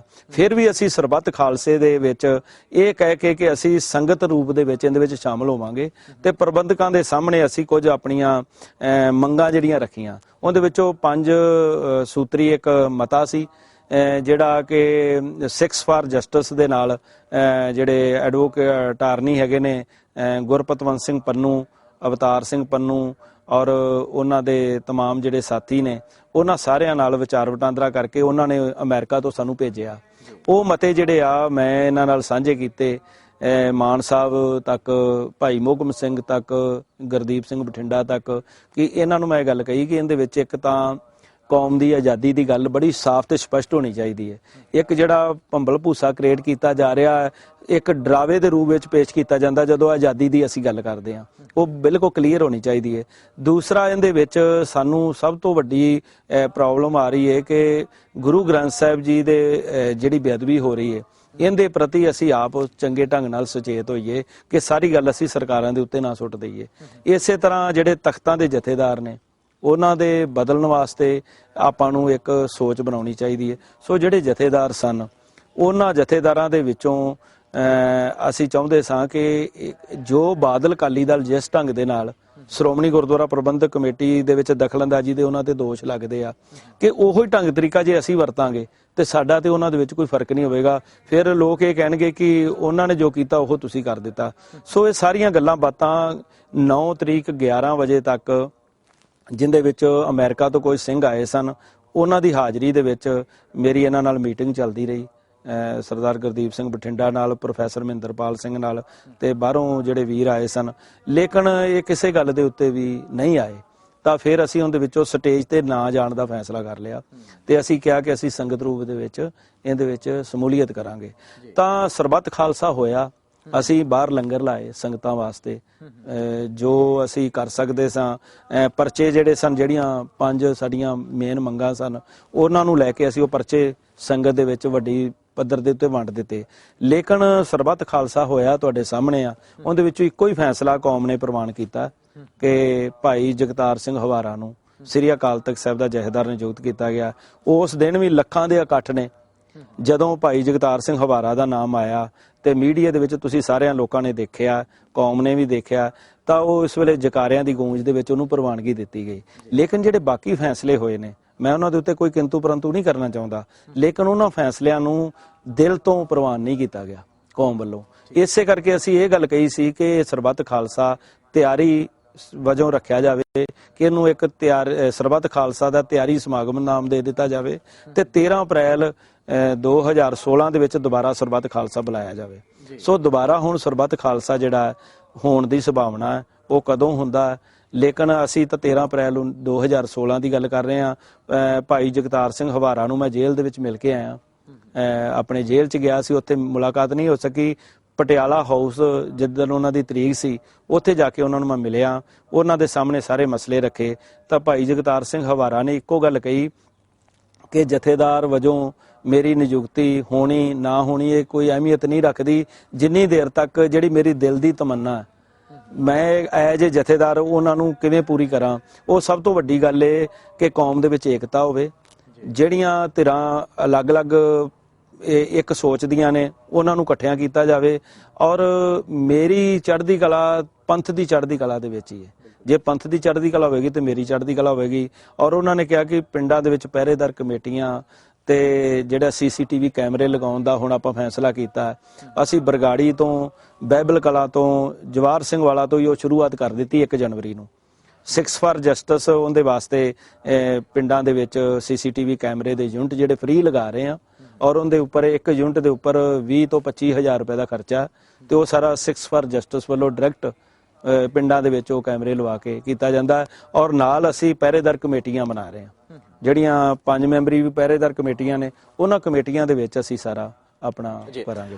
ਕਰਨੈਲ ਸਿੰਘ ਜੀ, ਇੱਕ ਤੁਹਾਡੀ ਗੱਲਾਂ ਬਾਤਾਂ ਤੋਂ ਇੱਕ ਸਵਾਲ ਜ਼ਿਹਨ ਦੇ ਵਿੱਚ ਆਉਂਦਾ ਕਿ ਸਰਬੱਲ ਖਾਲਸਾ ਜਿਸ ਵੇਲੇ ਸ਼ੁਰੂ ਹੋਇਆ ਉਸ ਵੇਲੇ ਤੁਸੀਂ ਉਹਦਾ ਭਰਪੂਰ ਸਮਰਥਨ ਕੀਤਾ, ਔਰ ਵਿੱਚ ਜਾ ਕੇ ਇਸ ਤਰ੍ਹਾਂ ਲੱਗਾ ਜਿੱਥੇ ਤੁਸੀਂ ਆਪਣਾ ਪੈਰ ਪਛਾਣ ਨੂੰ ਖਿੱਚ ਲਿਆ। ਕੀ ਇਹ ਕੋਈ ਰਾਜਨੀਤਿਕ ਦਬਾਅ ਮੰਨੀਏ ਜਾਂ ਫਿਰ ਤੁਹਾਡਾ ਆਪਣਾ ਜਾਤੀ ਫੈਸਲਾ ਸੀ? ਨਹੀਂ, ਦੇਖੋ ਇਹਦੇ ਵਿੱਚ ਕੋਈ ਰਾਜਨੀਤਿਕ ਦਬਾਅ ਨਹੀਂ ਸੀ। ਸਾਡੇ ਸਾਹਮਣੇ ਸਭ ਤੋਂ ਵੱਡੀ ਗੱਲ ਸੀ ਕਿ ਸਰਬੱਤ ਖਾਲਸਾ ਜਿਹੜਾ ਹੈ, ਇਹ ਕੌਮ ਦੀ ਇੰਨੀ ਵੱਡੀ એનર્ਜੀ ਨੂੰ ਇਕੱਠਿਆਂ ਹੀ ਕਰ ਰਹੇ ਹਾਂ, ਤੇ ਉਸ એનર્ਜੀ ਦਾ ਨੁਕਸਾਨ ਨਾ ਹੋਵੇ, ਉਹਨੂੰ ਅੱਛੇ ਤਰੀਕੇ ਦੇ ਨਾਲ ਅਸੀਂ ਇੱਕ ਆਪਣਾ ਦਬਾਅ ਰੱਖਣ ਵਾਸਤੇ ਕਿ ਇਹਦੇ ਵਿੱਚ ਕੋਈ ਗਲਤ ਫੈਸਲੇ ਨਾ ਲਏ ਜਾਣ, ਅਸੀਂ ਆਪਣੇ ਆਪ ਨੂੰ ਇਹਦੇ ਤੋਂ ਪਿੱਛੇ ਕਰਕੇ ਸਟੇਜ ਤੇ ਨਹੀਂ ਗਏ। ਬਾਕੀ ਅਸੀਂ ਉਹਦੀ ਸਮੂਲੀਅਤ ਉਵੇਂ ਸਿੱਖ ਸੰਗਤਾਂ ਦੇ ਰੂਪ ਵਿੱਚ ਕੀਤੀ। ਅਸੀਂ ਵੀ ਚਾਹੁੰਦੇ ਕਿ ਅਸੀਂ ਸਟੇਜ ਦੇ ਉੱਤੇ ਬੈਠ ਕੇ ਤੇ ਅਸੀਂ ਦੂਸਰਿਆਂ ਵਾਂਗੂ ਆਪਣੀ ਹਾਜ਼ਰੀ ਲਵਾਉਂਦੇ, ਲੇਕਿਨ ਅਸੀਂ ਇੱਕ ਆਪਣਾ ਇਹ ਗੱਲ ਦਾ ਸੀ ਕਿ ਕਿਸੇ ਵੀ ਤਰੀਕੇ ਦੇ ਨਾਲ ਸਰਬੱਤ ਖਾਲਸਾ ਦੀ એનર્ਜੀ ਜਿਹੜੀ ਹੈ ਉਹ ਵੇਸਟ ਨਾ ਹੋਵੇ। ਲੇਕਿਨ ਮੈਂ ਸਮਝਣਾ ਕਿ ਸਰਬੱਤ ਖਾਲਸਾ ਦੇ ਵਿੱਚ ਇੱਕ ਗੱਲ ਜਿਹੜੀ ਸਭ ਤੋਂ ਵਧੀਆ ਹੋ ਗਈ ਹੈ ਕਿ ਸਿੰਘ ਸਾਹਿਬ ਭਾਈ ਜਗਤਾਰ ਸਿੰਘ ਹਵਾਰਾ ਨੂੰ ਬਣਾ ਦਿੱਤਾ। ਉਹ ਕੌਮ ਦੇ ਜਥੇਦਾਰ ਵਜੋਂ ਸਿੱਖ ਕੌਮ ਆਉਣ ਵਾਲੇ ਸਮੇਂ 'ਚ ਜ਼ਰੂਰ ਅਪਣਾਏਗੀ, ਔਰ ਸਾਡੀ ਵੀ ਦਿਲੀ ਖਾਸ਼ ਹੈ ਕਿ ਅਸੀਂ ਉਹਦੇ ਉੱਤੇ ਜੋ ਵੀ ਗੱਲਬਾਤ ਕਰ ਸਕੀਏ ਹਰ ਪੱਧਰ ਦੇ ਉੱਤੇ, ਔਰ ਇਹਨਾਂ ਧਿਰਾਂ ਨੂੰ ਵੀ ਰਾਜੀ ਕਰੀਏ, ਜਿਹੜੀ ਅਕਾਲੀ ਦਲ ਬਾਦਲ ਹੈ ਜਾਂ ਸ਼੍ਰੋਮਣੀ ਗੁਰਦੁਆਰਾ ਪ੍ਰਬੰਧਕ ਕਮੇਟੀ ਹੈ ਜਾਂ ਜਿਹੜੀਆਂ ਹੋਰ ਧਿਰਾਂ ਨੇ ਜਿਹੜੇ ਇਹ ਕਹਿੰਦੇ ਨੇ ਕਿ ਇੱਕ ਕਾਤਲ ਨੂੰ ਤੁਸੀਂ ਕਿਉਂ ਬਣਾ ਦਿੱਤਾ। ਲੇਕਿਨ ਸਿੱਖ ਤਾਂ ਚਾਹੇ ਕਾਂਗਰਸ ਦੇ ਰੂਪ ਵਿੱਚ ਕੋਈ ਬੈਠਾ ਜਾਂ ਕਿਸੇ ਰੂਪ ਵਿੱਚ ਬੈਠਾ, ਜਿਹੜਾ ਗੁਰੂ ਗ੍ਰੰਥ ਸਾਹਿਬ ਜੀ ਨੂੰ ਸਮਰਪਿਤ ਹੈ, ਉਹਨੂੰ ਆਪਣੀ ਸੋਚ ਜਿਹੜੀ ਹੈ ਗੁਰੂ ਪ੍ਰਤੀ ਸਮਰਪਿਤ ਹੋ ਕੇ ਤੇ ਆਪਣੀ ਜਿਹੜੀ ਇੰਸਟੀਟਿਊਸ਼ਨ ਹੈ ਸਭ ਤੋਂ ਵੱਡੀ ਆਪਣੀ ਅਕਾਲ ਤਖਤ ਸਾਹਿਬ, ਇੱਕ ਏਡੀ ਵੱਡੀ ਮਹਾਨ ਸੰਸਥਾ ਜਿਹਨੂੰ ਗੁਰੂ ਹਰਗੋਬਿੰਦ ਸਾਹਿਬ ਜੀ ਨੇ ਆਪ ਸਾਜਿਆ ਤੇ ਨਵਾਜਿਆ, ਉਸ ਦੇ ਜਥੇਦਾਰ ਨੂੰ ਪੂਰੀ ਕੌਮ ਦੇ ਲੋਕ ਪ੍ਰਵਾਨ ਕਰਨ। ਅਸੀਂ ਉਹਦੇ ਵਾਸਤੇ ਹੁਣ ਆਪਣਾ ਵਰਕ ਕਰਨਾ ਸ਼ੁਰੂ ਕਰ ਦਿੱਤਾ। ਲੇਕਿਨ ਸਾਡੇ ਉੱਪਰ ਕਿਸੇ ਤਰ੍ਹਾਂ ਦਾ ਕੋਈ ਦਬਾਅ ਨਹੀਂ ਸੀ, ਨਾ ਇਸ ਤਰ੍ਹਾਂ ਦੀ ਜਿਹੜੇ ਵਿਰੋਧੀ ਸੋਚ ਵਾਲੇ ਲੋਕ ਹੁੰਦੇ ਨੇ ਉਹ ਉਹਨੂੰ ਆਪਣੇ ਲਹਿਜੇ ਵਿੱਚ ਲੈਂਦੇ ਨੇ, ਉਹ ਮੰਦਾ ਚੰਗਾ ਵੀ ਬੋਲਦੇ ਆ, ਤਰ੍ਹਾਂ ਤਰ੍ਹਾਂ ਦੀਆਂ ਗੱਲਾਂ ਕਰਦੇ ਆ। ਲੇਕਿਨ ਮੈਂ ਇਹ ਗੱਲ ਦੱਸਣੀ ਚਾਹੁੰਦਾ ਕਿ ਦੁਨੀਆ ਦੇ ਵਿੱਚ ਮੈਨੂੰ ਕੋਈ ਇੱਕ ਮਨੁੱਖ ਇਸ ਤਰ੍ਹਾਂ ਦਾ ਲਿਆ ਕੇ ਦਿਖਾ ਦਿਓ ਕਿ ਜਿੰਦੇ ਤੋਂ ਸਾਰੀ ਦੁਨੀਆ ਸੰਤੁਸ਼ਟ ਹੋਵੇ। ਕੋਈ ਨਾ ਕੌਮ ਦਾ ਕੋਈ ਬੰਦਾ ਇਸ ਤਰ੍ਹਾਂ ਦਾ ਹੈਗਾ ਦੁਨੀਆ ਦੇ ਵਿੱਚ। ਹਰ ਮਨੁੱਖ ਆਪਣੀ ਜ਼ਿੰਮੇਵਾਰੀ ਨੂੰ ਪਛਾਣ ਕੇ ਜਿਹੜਾ ਚੰਗੇ ਕੰਮ ਕਰਦਾ, ਹਿਸਟਰੀ ਦੇ ਵਿੱਚ ਉਹਦਾ ਨਾਮ ਦਰਜ ਹੁੰਦਾ। ਤੇ ਅਸੀਂ ਵੀ ਇਹੋ ਚਾਹੁੰਦੇ ਆ ਕਿ ਜਿਹੜੇ ਰਹਿੰਦੇ ਸਵਾਸ ਨੇ ਹਿਸਟਰੀ ਦੇ ਵਿੱਚ, ਕਿਤੇ ਵੀ ਜੇ ਕਿਤੇ ਡਿਬੇਟ ਹੁੰਦੀ, ਜਿਵੇਂ ਅੱਜ ਤੁਸੀਂ ਮੈਨੂੰ ਕੁਐਸਚਨ ਕਰ ਰਹੇ ਹੋ, ਤਾਂ ਮੈਂ ਆਪਣੇ ਪੂਰੇ ਖੁੱਲੇ ਮਨ ਦੇ ਨਾਲ ਉਹਨਾਂ ਦਾ ਜਵਾਬ ਦੇ ਸਕਾਂ। ਉਹਦੇ ਵਿੱਚ ਕੋਈ ਵਲ ਫਰੇਬ ਨਾ ਹੋਵੇ, ਉਹਦੇ ਵਿੱਚ ਕਿਸੇ ਤਰ੍ਹਾਂ ਦੀ ਕੋਈ ਉਹ ਭਾਵਨਾ ਨਾ ਹੋਵੇ। ਸੋ ਇਹ ਸਨ ਕਰਨੈਲ ਸਿੰਘ ਪੀਰ ਮੁਹੰਮਦ, ਜਿਨ੍ਹਾਂ ਦੇ ਨਾਲ ਅਸੀਂ ਰਾਜਨੀਤਿਕ, ਸਮਾਜਿਕ, ਆਰਥਿਕ ਤੇ ਧਾਰਮਿਕ ਗੱਲਾਂ ਦੇ ਉੱਪਰ ਵਿਚਾਰ ਵਿਮਰਸ਼ ਕੀਤਾ। ਸੋ ਗੱਲਾਂ ਹਜੇ ਹੋਰ ਵੀ ਨੇ ਬਹੁਤ ਸਾਰੀਆਂ ਕਰਨ ਵਾਲੀਆਂ, ਪਰ ਸਮੇਂ ਜਿਹੜਾ ਇਜਾਜ਼ਤ ਨਹੀਂ ਦੇ ਰਿਹਾ। ਸੋ ਇਹਨਾਂ ਦੇ ਨਾਲ ਅਸੀਂ ਅਗਲੇ ਸ਼ੋਅ ਦੇ ਵਿੱਚ ਦੁਬਾਰਾ ਮੁਲਾਕਾਤ ਕਰਾਂਗੇ ਤੇ ਜਾਣਾਂਗੇ ਹੋਰ ਗੱਲਾਂ ਦੇ ਬਾਰੇ ਦੇ ਵਿੱਚ, ਔਰ ਕਰਾਂਗੇ ਹੋਰ ਰਾਜਨੀਤਿਕ, ਧਾਰਮਿਕ ਤੇ ਸਮਾਜਿਕ ਗੱਲਾਂ ਦੇ ਉੱਪਰ ਵਿਚਾਰ ਵਿਮਰਸ਼। ਸੋ ਫਿਲਹਾਲ ਅੱਜ ਦੇ ਸ਼ੋਅ ਦੇ ਵਿੱਚ ਕਰਨੈਲ ਸਿੰਘ ਜੀ ਤੁਹਾਡਾ ਇੱਥੇ ਆਉਣ ਦੇ ਉੱਪਰ ਬਹੁਤ ਬਹੁਤ ਧੰਨਵਾਦ। ਫਤਿਹ ਦੀ ਸਾਂਝ ਪਾਈਏ ਜੀ। ਵਾਹਿਗੁਰੂ ਜੀ ਕਾ ਖਾਲਸਾ, ਵਾਹਿਗੁਰੂ ਜੀ ਕੀ ਫਤਿਹ। ਇੱਕ ਨਜ਼ਰ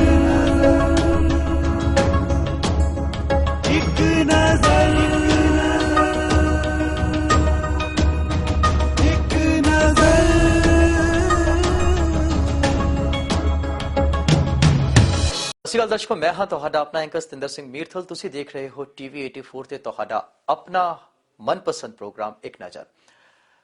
ਜਿਵੇਂ ਕਿ ਅਸੀਂ ਪਿਛਲੇ ਸ਼ੋਅ ਦੇ ਵਿੱਚ ਸਾਡੇ ਨਾਲ ਮੌਜੂਦ ਸਨ ਕਰਨੈਲ ਸਿੰਘ ਪੀਰ ਮੁਹੰਮਦ, ਤੇ ਅਸੀਂ ਉਹਨਾਂ ਦੇ ਨਾਲ ਕਰ ਰਹੇ ਸੀਗੇ ਵਿਚਾਰ ਵਿਮਰਸ਼, ਤੇ ਅੱਜ ਵੀ ਅਸੀਂ ਗੱਲਬਾਤ ਦਾ ਸਿਲਸਿਲਾ ਬਦਸਤੂਰ ਜਾਰੀ ਰੱਖਾਂਗੇ ਤੇ ਕਰਾਂਗੇ ਉਹਨਾਂ ਦੇ ਨਾਲ ਸਿਆਸੀ ਮੁੱਦਿਆਂ ਦੇ ਉੱਪਰ ਤੇ ਧਾਰਮਿਕ ਮੁੱਦਿਆਂ ਦੇ ਉੱਪਰ ਗੱਲਬਾਤ। ਪੀਰ ਮੁਹੰਮਦ ਜੀ, ਤੁਹਾਡਾ ਸਾਡੇ ਸ਼ੋਅ ਦੇ ਵਿੱਚ ਇੱਕ ਵਾਰ ਫੇਰ ਤੋਂ ਬਹੁਤ ਬਹੁਤ ਸਵਾਗਤ। ਵਾਹਿਗੁਰੂ ਜੀ ਕਾ ਖਾਲਸਾ, ਵਾਹਿਗੁਰੂ ਜੀ ਕੀ ਫਤਿਹ। ਵਾਹਿਗੁਰੂ ਜੀ ਕੀ ਫਤਿਹ। ਪਿਛਲੇ ਐਪੀਸੋਡ ਦੇ ਵਿੱਚ ਅਸੀਂ ਗੱਲ ਕਰ ਰਹੇ ਸੀਗੇ ਸਰਬੱਤ ਖਾਲਸਾ ਦੇ ਮੁੱਦਿਆਂ ਦੀ। ਜਗਤਾਰ ਸਿੰਘ ਹਵਾਰਾ ਜੀ ਨੂੰ ਜਥੇਦਾਰ ਬਣਾ ਦਿੱਤਾ ਗਿਆ। ਕਰਨੈਲ ਸਿੰਘ ਜੀ, ਤੁਸੀਂ ਸਾਨੂੰ ਹੁਣ ਇਹ ਦੱਸੋ ਕਿ ਸਿੱਖ ਸਟੂਡੈਂਟ ਫੈਡਰੇਸ਼ਨ ਤੋਂ ਇਲਾਵਾ ਹੋਰ ਕਿਹੜੀ-ਕਿਹੜੀ ਐਸੀ ਸਮਾਜਿਕ ਗਤੀਵਿਧੀਆਂ ਜਿਨ੍ਹਾਂ ਵਿੱਚ ਤੁਸੀਂ ਮਸ਼ਰੂਫ ਹੋ ਤੇ ਸਮਾਜ ਤੋਂ ਸ਼ਲਾਘਾ ਪ੍ਰਾਪਤ ਕਰ ਰਹੇ ਹੋ? ਸਮਾਜ ਤੋਂ ਸ਼ਲਾਘਾ ਵਾਸਤੇ ਤਾਂ ਨਹੀਂ, ਜਿਹੜੀਆਂ ਆਪਣੀਆਂ ਜ਼ਿੰਮੇਵਾਰੀਆਂ ਨੇ ਸਮਾਜ ਪ੍ਰਤੀ, ਕੌਮ ਪ੍ਰਤੀ, ਉਹਨਾਂ ਨੂੰ ਨਿਭਾਉਣ ਦਾ ਇੱਕ ਨਿਗੁਣਾ ਜਿਹਾ ਯਤਨ ਕਰਦੇ ਹਾਂ। ਇੰਟਰਨੈਸ਼ਨਲ ਸਿੱਖ ਸਪੋਰਟਸ ਕਾਉਂਸਲ ਨਾਂ ਦੀ ਇੱਕ ਸੰਸਥਾ ਅਸੀਂ ਹੁਣ ਹੀ ਬਣਾਈ ਹੈ ਔਰ ਉਸ ਦੇ ਵਿੱਚ ਬਹੁਤ ਸਾਰੇ ਨਾਮੀ ਇਨਸਾਨ ਜਿਹੜੇ ਆ ਉਹਨਾਂ ਨੂੰ ਸ਼ਾਮਲ ਕੀਤਾ ਗਿਆ। ਸਰਦਾਰ ਅੰਮ੍ਰਿਤਪਾਲ ਸਿੰਘ ਬਿੱਲਾ, ਤੁਸੀਂ ਨਾਮ ਸੁਣਿਆ ਹੋਵੇਗਾ। ਆਪਣੇ ਖੇਤਰ ਦੇ ਵਿੱਚ ਇੱਕ ਸਿੱਖੀ ਸਰੂਪ ਵਾਲਾ ਨੌਜਵਾਨ ਹੈ ਜਿਹੜਾ ਬਹੁਤ ਵਧੀਆ ਕਾਰਜ ਕਰ ਰਿਹਾ। ਇਸ ਤਰ੍ਹਾਂ ਸਰਦਾਰ ਜਸਬੀਰ ਸਿੰਘ ਨੇ, ਪੁਰਾਣੇ ਫੈਡਰੇਸ਼ਨਿਸਟ ਨੇ, ਸਰਦਾਰ ਮਹਾਵੀਰ ਸਿੰਘ ਨੇ, ਸਰਦਾਰ ਗੁਰਮੀਤ ਸਿੰਘ ਨੇ, ਇਹ ਸਾਰੇ ਨੌਜਵਾਨਾਂ ਨੂੰ ਨਾਲ ਲੈ ਕੇ ਅਸੀਂ ਇਹ ਸੰਸਥਾ ਬਣਾਈ ਹੈ, ਜਿਸ ਦਾ ਇੱਕੋ ਇੱਕ ਮਕਸਦ ਹੈ ਕਿ ਸਪੋਰਟਸ ਦੇ ਖੇਤਰ ਦੇ ਵਿੱਚ ਜਿਹੜੇ ਸਿੱਖੀ ਸਰੂਪ ਵਾਲੇ ਵਿਦਿਆਰਥੀ ਨੇ, ਜੇ ਉਹ ਖੇਡਾਂ ਦੇ ਵਿੱਚ ਉਹਨਾਂ ਨੂੰ ਉਤਸ਼ਾਹਿਤ ਕਰਕੇ ਖਿਡਾਰੀ ਬਣਾ ਕੇ ਵਿਸ਼ਵ ਪੱਧਰ ਦੇ ਉੱਤੇ ਇੱਕ ਐਸੀ ਟੀਮ ਬਣਾਈ ਜਾਵੇ ਹਾਕੀ ਦੀ ਕਿ ਜੋ ਦੁਨੀਆ ਨੂੰ ਨਜ਼ਰ ਆਵੇ ਕਿ ਸਿੱਖੀ ਸਰੂਪ ਦੇ ਵਿੱਚ ਵੀ ਨੌਜਵਾਨ ਜਿਹੜੇ ਕਾਮਯਾਬ ਹੋ ਸਕਦੇ ਨੇ, ਜਿਵੇਂ ਦੂਸਰੇ ਖਿਡਾਰੀ ਉਹਨਾਂ ਨੂੰ ਕ੍ਰਿਕਟ ਦੇ ਵਿੱਚ ਜਾਂ ਬਹੁਤ ਵੱਡੀ ਇੱਕ ਉਹਨਾਂ ਨੂੰ ਵਿਖਾਇਆ ਜਾਂਦਾ। ਸੋ ਅਸੀਂ ਹੁਣ ਵੀ ਉਹਨਾਂ ਵਾਸਤੇ ਜਿਹੜਾ ਤਤਪਰ ਰਹਿੰਦੇ ਹਾਂ। ਇਸ ਤੋਂ ਇਲਾਵਾ ਸਿੱਖ ਨੌਜਵਾਨਾਂ ਦੇ ਵਿੱਚ ਇਹ ਚੇਤਨਤਾ ਪੈਦਾ ਕਰਨੀ ਕਿ ਤੁਹਾਡੇ ਅੰਦਰ ਹੁਨਰ ਹੋਵੇ। ਅੱਜ ਅਸੀਂ ਕਹਿੰਦੇ ਹਾਂ ਕਿ ਬੇਰੁਜ਼ਗਾਰੀ ਦੀ ਗੱਲ, ਬੇਰੁਜ਼ਗਾਰੀ ਨੂੰ ਖਤਮ ਕਰਨ ਦਾ ਇੱਕੋ ਇੱਕ ਤਰੀਕਾ ਕਿ ਜਿੱਥੇ ਜਿਹੜੀ ਸਾਡੀ ਵਿਦਿਅਕ ਢਾਂਚਾ ਉਹਦੇ ਵਿੱਚ ਅਸੀਂ ਤਬਦੀਲੀ ਵਾਸਤੇ ਲਗਾਤਾਰ ਯਤਨ ਕਰ ਰਹੇ ਹਾਂ ਕਿ ਉਹ ਕਿੱਤਾ ਮੁਖੀ ਬਣਾਈ ਜਾਵੇ, ਕਿ ਜਿਹੜਾ ਨੌਜਵਾਨ ਸਕੂਲ ਦੇ ਵਿੱਚੋਂ, ਕਾਲਜ ਦੇ ਵਿੱਚੋਂ ਆਪਣੇ ਪੜ੍ਹਾਈ ਕਰਨ ਤੋਂ ਬਾਅਦ ਜਦੋਂ ਡਿਗਰੀ ਡਿਪਲੋਮਾ ਲੈਂਦਾ ਤਾਂ ਉਸ ਦੇ ਕੋਲ ਹੁਨਰ ਵੀ ਹੋਣਾ ਚਾਹੀਦਾ। ਜਿਸ ਵੀ ਖੇਤਰ ਦੇ ਵਿੱਚ ਉਹਨੇ ਜਾਣਾ ਉਸ ਦੇ ਕੋਲ ਪੂਰਾ ਤਜਰਬਾ ਹੋਵੇ ਤੇ ਉਹ ਤਜਰਬੇ ਨੂੰ ਉਹ ਇਸਤੇਮਾਲ ਕਰ ਸਕੇ। ਸੋ ਅਸੀਂ ਉਸ ਵਾਸਤੇ ਵੀ ਲੱਗੇ ਹੋਏ ਹਾਂ ਔਰ ਅਸੀਂ ਇੱਕ ਸਕਾਲਰਸ਼ਿਪ ਸ਼ੁਰੂ ਕੀਤੀ ਹੈ। ਸ਼ਹੀਦ ਭਾਈ ਜਸਪਾਲ ਸਿੰਘ ਚੌੜ ਸਿੱਧਵਾਂ ਜਿਹੜੇ ਸ਼ਹੀਦ ਕਰ ਦਿੱਤੇ ਗਏ ਸੀ, ਉਹਨਾਂ ਦੇ ਨਾਮ ਦੇ ਉੱਪਰ ਕਿ 3 ਵਿਦਿਆਰਥੀਆਂ ਨੂੰ ਹਰ ਸਾਲ ਅਸੀਂ ਉਹ ਸਕਾਲਰਸ਼ਿਪ ਦਿੰਦੇ ਹਾਂ ਕਿ ਜਿਹੜੇ ਆਪਣੇ ਕਾਲਜ ਦੇ ਵਿੱਚੋਂ, ਬੇਅੰਤ ਇੰਜੀਨੀਅਰਿੰਗ ਕਾਲਜ ਜਿਵੇਂ ਜਿੱਥੇ ਪੜ੍ਹਦਾ ਸੀ ਜਸਪਾਲ ਸਿੰਘ, ਇਸ ਤਰ੍ਹਾਂ ਵੱਖ-ਵੱਖ ਕਾਲਜਾਂ ਦੇ ਵਿੱਚੋਂ ਕਿ ਜਿਹੜੇ ਅੱਗੇ ਜਾ ਕੇ ਚੰਗਾ ਕਰਨਾ ਚਾਹੁੰਦੇ ਆ ਤੇ ਗਰੀਬ ਨੇ ਘਰੋਂ, ਉਹਨਾਂ ਨੂੰ ਅਸੀਂ ਸਕਾਲਰਸ਼ਿਪ ਦਿੰਦੇ ਹਾਂ। ਇਸੇ ਤਰ੍ਹਾਂ ਜਿਵੇਂ ਭਾਈ ਗੁਰਜੀਤ ਸਿੰਘ ਤੇ ਭਾਈ ਹਰ ਭਗਵਾਨ ਸਿੰਘ ਜਿਹੜੇ ਸ਼ਹੀਦ ਹੋਏ ਨੇ, ਕ੍ਰਿਸ਼ਨ ਭਗਵਾਨ ਸਿੰਘ ਬਾਈਬਲ ਕਲਾਂ ਗੋਲੀकांड, ਉਹਨਾਂ ਦੇ ਪਰਿਵਾਰਾਂ ਨੂੰ ਅਸੀਂ 골ਡ ਮੈਡਲ ਦੇ ਨਾਲ ਸਨਮਾਨਿਤ ਕੀਤਾ। ਤੇ ਅਸੀਂ ਵੱਖ-ਵੱਖ ਖੇਤਰ ਦੇ ਵਿੱਚ ਅੱਜ ਜਦੋਂ ਮੀਡੀਆ ਦਾ ਯੁੱਗ ਹੈ ਉਸ ਦੇ ਵਿੱਚ ਅਸੀਂ ਆਪਣੀ ਵੈਬਸਾਈਟ ਬਣਾਈ ਹੋਈ ਹੈ www.aissf.in ਔਰ ਉਸ ਦੇ ਉੱਪਰ ਵੀ ਅਸੀਂ ਸੋਸ਼ਲ ਨੈਟਵਰਕ ਨਾਲ ਜੁੜੇ ਹੋਏ ਹਾਂ ਕਿ ਆਪਣੇ ਫੇਸਬੁੱਕ ਪੇਜ ਬਣਾਇਆ ਔਰ ਟਵਿੱਟਰ ਦੇ ਉੱਪਰ ਜੋ ਵੀ ਗਤੀਵਿਧੀਆਂ ਨੇ ਉਹਨਾਂ ਨੂੰ ਬਕਾਇਦਾ ਕਰਦੇ ਹਾਂ। ਤੇ ਜਿਹੜੀ ਆਪਣੀ ਸੰਸਥਾ ਸਿੱਖ ਸਟੂਡੈਂਟ ਫੈਡਰੇਸ਼ਨ, ਇਹਨੂੰ ਵੀ ਅਸੀਂ ਰਜਿਸਟਰਡ ਕਰਾ ਚੁੱਕੇ ਹਾਂ ਔਰ ਇਹਦਾ ਬਕਾਇਦਾ ਪੂਰਾ ਅਸੀਂ ਜਿਹੜਾ ਦਫ਼ਤਰ ਦਾ ਸੈਟਅਪ ਔਰ ਜਿਹੜਾ ਬੈਂਕ ਅਕਾਊਂਟ ਦਾ ਹਰ ਚੀਜ਼ ਨੂੰ ਅਸੀਂ ਜਿਹੜਾ ਉਹ ਕਰ ਰਹੇ ਹਾਂ। ਤੇ ਜਿਹੜਾ ਫੈਡਰੇਸ਼ਨ ਦੇ ਮੁੱਖ ਕਾਰਜ ਨੇ, ਜਿੱਥੇ ਵਿਦਿਆਰਥੀ ਵਰਗ ਨੂੰ ਸੁਚੇਤ ਕਰਨਾ, ਉੱਥੇ ਕੌਮ ਦੇ ਵਿੱਚ ਜਿਹੜੇ ਮੌਜੂਦਾ ਸਮੇਂ ਦੇ ਵਿੱਚ ਚੁਣੌਤੀਆਂ ਨੇ ਜਿਨ੍ਹਾਂ ਦੀ ਆਪਾਂ ਪਹਿਲਾਂ ਗੱਲ ਕਰ ਚੁੱਕੇ ਹਾਂ, ਸਰਬੱਤ ਖਾਲਸੇ ਦੀ ਜਾਂ ਆਉਣ ਵਾਲਾ ਸਰਬੱਤ ਖਾਲਸਾ ਜਿਹੜਾ 2016 ਦੇ ਵਿੱਚ 13 ਅਪ੍ਰੈਲ ਨੂੰ ਅਸੀਂ ਖਾਸ ਰੱਖਦੇ ਹਾਂ ਕਰੀਏ। ਤੇ ਇਹ ਸਾਰੇ ਜਿਹੜੇ ਮਸਲੇ ਨੇ ਇਹਨਾਂ ਦੇ ਵਿੱਚ ਵੀ ਅਸੀਂ ਲਗਾਤਾਰ ਆਪਣਾ ਯਤਨ ਕਰ ਰਹੇ ਹਾਂ ਔਰ ਉਸ ਦੇ ਨਾਲ ਜਿਹੜੀਆਂ ਚੁਣੌਤੀਆਂ ਨੇ ਕਿ ਜਿਵੇਂ ਅੱਜ ਸਿੱਖਾਂ ਦਾ ਮਜ਼ਾਕ ਉਡਾਇਆ ਜਾਂਦਾ ਫਿਲਮਾਂ ਬਣਾ ਕੇ, ਸੀਰੀਅਲ ਬਣਾ ਕੇ, ਅਸੀਂ ਉਸ ਦੇ ਉੱਪਰ ਵੀ ਪੂਰਾ ਧਿਆਨ ਕੇਂਦਰਿਤ ਰੱਖਦੇ ਹਾਂ। ਪਿੱਛੇ ਜੇ ਜਦੋਂ ਸਨ ਆਫ ਸਰਦਾਰ ਫਿਲਮ ਬਣੀ ਸੀ ਤਾਂ ਉਸ ਦਾ ਵੀ ਅਸੀਂ ਇਸ ਕਰਕੇ ਵਿਰੋਧ ਕੀਤਾ ਕਿ ਉਹਦੇ ਵਿੱਚ ਮਜ਼ਾਕੀਆ ਲਹਿਜੇ ਦੇ ਵਿੱਚ ਫਿਰ ਅਜੇ ਦੇਵਗਨ ਜਿਹੜਾ ਉਹਨੂੰ ਇੱਥੇ ਅੰਮ੍ਰਿਤਸਰ ਬੁਲਾਇਆ, ਉਹਨੇ ਬਕਾਇਦਾ ਮਾਫੀ ਮੰਗੀ ਮੀਡੀਆ ਦੀ ਹਾਜ਼ਰੀ 'ਚ ਤੇ ਫਿਰ ਅਸੀਂ ਉਸ ਫਿਲਮ ਨੂੰ ਚੱਲਣ ਦਿੱਤਾ। ਸੋ ਜਿਹੜੇ ਸੀਰੀਅਲ ਨੇ ਜਿਵੇਂ ਸੁਖਮਣੀ ਦੇ ਨਾਂ, ਗੁਰਬਾਣੀ ਸੁਖਮਣੀ ਸਾਹਿਬ, ਉਹ ਨਾਮ ਦੇ ਉੱਪਰ ਇਹਨਾਂ ਨੇ ਬਣਾਉਣ ਦੀ ਕੋਸ਼ਿਸ਼ ਕੀਤੀ, ਉਹਨੂੰ ਅਸੀਂ ਕੈਂਸਲ ਕਰਾਇਆ, ਨਾਂ ਬਦਲਾਇਆ। ਇਸ ਤਰ੍ਹਾਂ ਦੇ ਜਿਹੜੇ ਕਾਰਜ ਨੇ ਜਿਹੜੇ ਸਾਡੇ ਸਾਹਮਣੇ ਆ ਜਾਂਦੇ ਆ, ਉਹ ਸਾਰੇ ਮਸਲੇ ਨੇ। ਇੱਕ ਇੱਥੇ ਸਿੱਖ ਨੌਜਵਾਨ ਦੀ ਦਸਤਾਰ ਲਾਤੀ ਸੀ ਪੁਲਿਸ ਵਾਲਿਆਂ ਨੇ, ਉਹ ਪੁਲਿਸ ਵਾਲੇ ਸਸਪੈਂਡ ਕਰਾਏ। ਇੱਕ ਐਸਪੀ ਪੱਧਰ ਦੇ ਆਪਣੇ ਅਫਸਰ ਨੂੰ, ਇੱਕ ਸਬ ਇੰਸਪੈਕਟਰ ਸੀ। ਇਸ ਤਰ੍ਹਾਂ ਜਿਹੜਾ ਵੀ ਕੋਈ ਮਸਲਾ ਸਾਡੇ ਸਾਹਮਣੇ ਆ ਜਾਂਦਾ, ਕੌਮੀ ਮਸਲਾ, ਉਹਦੇ ਉੱਪਰ ਕੋਸ਼ਿਸ਼ ਕਰਦੇ ਆ ਕਿ ਪੂਰਾ ਧਿਆਨ ਕੇਂਦਰਿਤ ਕਰੀਏ। ਅੱਜ ਵੀ ਅਸੀਂ ਜਿਹੜੀ ਸਿੱਖ ਹੈਲਪਲਾਈਨ, ਮੈਨੂੰ ਯਾਦ ਹੈ ਮੈਂ ਇੰਗਲੈਂਡ ਗਿਆ ਹੋਇਆ ਸੀ, ਉੱਥੇ ਮੈਨੂੰ ਜਗਦੀਸ਼ ਕੌਰ ਬਾਜਵਾ ਇੱਕ ਹੈਗੀ ਲੇਡੀ, ਉਹ ਮੀਡੀਆ ਦੇ ਖੇਤਰ ਦੇ ਵਿੱਚ ਨੇ, ਉਹਨਾਂ ਨੇ ਮੈਨੂੰ ਕਿਹਾ ਕਿ ਵੀਰ ਜੀ ਇੱਕ ਇਸ ਤਰ੍ਹਾਂ ਦੀ ਆਪਣੀ ਹੈਲਪਲਾਈਨ ਚਾਹੀਦੀ ਹੈ ਕਿ ਜਿਹੜੀ ਸਿੱਖਾਂ ਦੀਆਂ ਸਮੱਸਿਆਵਾਂ ਨੂੰ ਜਿਹੜੇ ਬਾਹਰ ਵਿਦੇਸ਼ਾਂ ਵਿੱਚ ਬੈਠੇ ਨੇ ਉਹਨਾਂ ਦੇ ਹੱਲ ਵਾਸਤੇ। ਸੋ ਅਸੀਂ ਸਿੱਖ ਹੈਲਪਲਾਈਨ ਜਿਹੜੀ ਆਪਣੀ ਵੈਬਸਾਈਟ ਦੇ ਉੱਤੇ ਉਹਨੂੰ ਬਕਾਇਦਾ ਕਰ ਦਿੱਤਾ, ਜਿਹੜਾ ਉਹਨੂੰ ਅਪਡੇਟ ਕਰਦੇ ਰਹਿੰਦੇ ਆ। ਕੋਈ ਵੀ ਉੱਥੇ ਘਟਨਾਕ੍ਰਮ ਸਾਡੇ ਸਾਹਮਣੇ ਆਉਂਦਾ, ਚਾਹੇ ਵਿਦੇਸ਼ ਵਿੱਚੋਂ, ਚਾਹੇ ਦੇਸ਼ ਵਿੱਚੋਂ, ਚਾਹੇ ਕਿਸੇ ਸਟੇਟ ਦੇ ਵਿੱਚੋਂ, ਅਸੀਂ ਉਹਦੇ ਹੱਲ ਵਾਸਤੇ ਵੀ ਲੱਗੇ ਰਹਿੰਦੇ ਆ। ਸੋ ਜਿਹੜੀਆਂ ਘਟਨਾਵਾਂ ਵਾਪਰਦੀਆਂ ਨੇ, ਜਿੱਥੇ ਵੀ ਅਸੀਂ ਆਪਣੀ ਸਮੂਲੀਅਤ ਕਰ ਸਕਦੇ ਹਾਂ, ਸ਼ਹੀਦਾਂ ਦੀਆਂ ਬਰਸੀਆਂ ਦੇ ਮਸਲੇ 'ਚ ਜਾਂ ਕੋਈ ਵੀ ਕਾਰਜ ਉਹਨਾਂ ਨੂੰ ਕਰਨ ਦੀ ਕੋਸ਼ਿਸ਼ ਕਰਦੇ ਹਾਂ ਜੀ। ਜਿਵੇਂ ਕਿ ਕਰਨੈਲ ਸਿੰਘ ਉਹਨਾਂ ਨੇ ਦੱਸਿਆ ਕਿ ਇਹ ਹਮੇਸ਼ਾ ਇਸ ਕੰਮ ਦੇ ਲਈ ਕਾਰਜਰਤ ਰਹਿੰਦੇ ਨੇ ਕਿ ਕੋਈ ਵੀ ਐਸਾ ਕੰਮ ਨਾ ਹੋਏ ਜਿਸ ਨਾਲ ਸਿੱਖਾਂ ਦੀ ਮਾਣ ਮਰਿਆਦਾ ਨੂੰ ਕੋਈ ਠੇਸ ਪਹੁੰਚ ਸਕੇ। ਗੱਲ ਕਰੀਏ ਕਰਨੈਲ ਸਿੰਘ ਜੀ ਕਿ ਕੀ ਇੱਕ ਐਸਾ ਕਾਰਨ ਹੈ ਕਿ ਜਿਹੜੇ ਸਾਡੇ ਨੌਜਵਾਨ ਨੇ ਉਹ ਪਤਿਤ ਪੁਣੇ ਵੱਲ ਵੱਧ ਰਹੇ ਨੇ, ਨਸ਼ਿਆਂ ਵੱਲ ਵੱਧ ਰਹੇ ਨੇ? ਕੀ ਸਮਝ ਲਈ ਕਿ ਕਿਤੇ ਨਾ ਕਿਤੇ ਪ੍ਰਚਾਰ ਦੀ ਕਮੀ ਹੈ, ਜਾਂ ਫਿਰ ਕਿਸ ਐਸੇ ਪੱਖੋਂ ਜਿਹੜੇ ਸਾਡੇ ਨੌਜਵਾਨ ਨੇ ਉਹ ਬਾਗੀ ਹੋ ਰਹੇ ਨੇ ਕਿ ਉਹ ਨਸ਼ਿਆਂ ਵੱਲ ਜਾ ਰਹੇ ਨੇ? ਕੀ ਕਹਿਣਾ ਚਾਹੋਗੇ? ਇਹ ਆ ਕਿ ਜਿਵੇਂ ਹੁਣ ਮੈਂ ਗੱਲ ਕੀਤੀ ਹੈ ਕਿ ਫਿਲਮਾਂ ਦੇ ਵਿੱਚ ਜਿਹੜਾ ਸਾਡਾ ਮੀਡੀਆ ਦਾ ਉਹ ਇੱਕ ਐਸਾ ਯੁੱਗ ਹੈ, ਉਹਦੇ ਵਿੱਚ ਬੱਚੇ ਪ੍ਰਭਾਵਿਤ ਹੋ ਰਹੇ ਨੇ, ਚਾਹੇ ਸਾਡੇ ਆਪਣੇ ਬੱਚੇ ਆ, ਚਾਹੇ ਸਾਡੇ ਪਰਿਵਾਰਾਂ ਦੇ ਬੱਚੇ ਆ, ਸਮਾਜ ਦੇ ਬੱਚੇ ਆ, ਜਾਂ ਸਾਡੀ ਕੌਮ ਦੇ ਬੱਚੇ ਨੇ। ਅੱਜ ਉਹਨਾਂ ਨੂੰ ਐਜੂਕੇਟ ਕਰਨ ਦੀ ਲੋੜ ਹੈ, ਉਹਨਾਂ ਨੂੰ ਪਿਆਰ ਦੇ ਨਾਲ ਸਮਝਾਉਣ ਦਾ ਯਤਨ ਹੈ, ਉਹਨਾਂ ਨੂੰ ਹੇਟ ਕਰਨ ਦੀ ਨਹੀਂ ਲੋੜ। ਉਹਨਾਂ ਨੂੰ ਇਹ ਸਿੱਖੀ ਦੇ ਬਾਰੇ ਜਾਗਰਤ ਕੀਤਾ ਜਾਵੇ, ਉਹਨਾਂ ਦੇ ਅੰਦਰ ਸਿੱਖੀ ਦੀ ਚਿੰਨ੍ਹ ਪੈਦਾ ਕੀਤੀ ਜਾਵੇ। ਉਹਦੇ ਅੰਦਰੋਂ ਜਦੋਂ ਭਾਵਨਾ ਹੋਵੇਗੀ, ਠੋਸ ਕੇ ਕਿਸੇ ਨੂੰ ਧੱਕੇ ਦੇ ਨਾਲ ਤੁਸੀਂ ਸਿੱਖ ਬਣਾਓਗੇ ਤਾਂ ਉਹਨੂੰ ਸਿੱਖੀ ਸਰੂਪ ਰਖਾਓਗੇ, ਤਾਂ ਉਹ ਜਦੋਂ ਵੀ ਉਹਨੂੰ ਵਕਤ ਮਿਲੇਗਾ ਜਾਂ ਸਾਡੀ ਸੁਸਾਇਟੀ ਚੋਂ ਬਾਹਰ ਜਾਵੇਗਾ ਤਾਂ ਉਹ ਗਲਤ ਹੋ ਜਾਏਗਾ।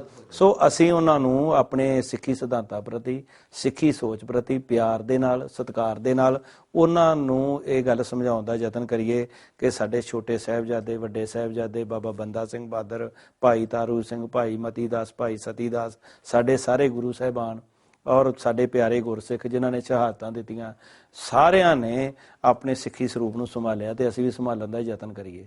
ਸੋ ਇਸ ਵਾਸਤੇ ਸਾਨੂੰ ਯਤਨ ਬਹੁਤ ਕਰਨੇ ਪੈਣਗੇ। ਲੇਕਿਨ ਕਈ ਬੰਦੇ ਕਹਿ ਦਿੰਦੇ ਜੀ ਸਿੱਖੀ ਖਤਮ ਹੋ ਰਹੀ ਹੈ, ਸਿੱਖੀ ਖਤਮ ਹੋ ਜਾਏਗੀ।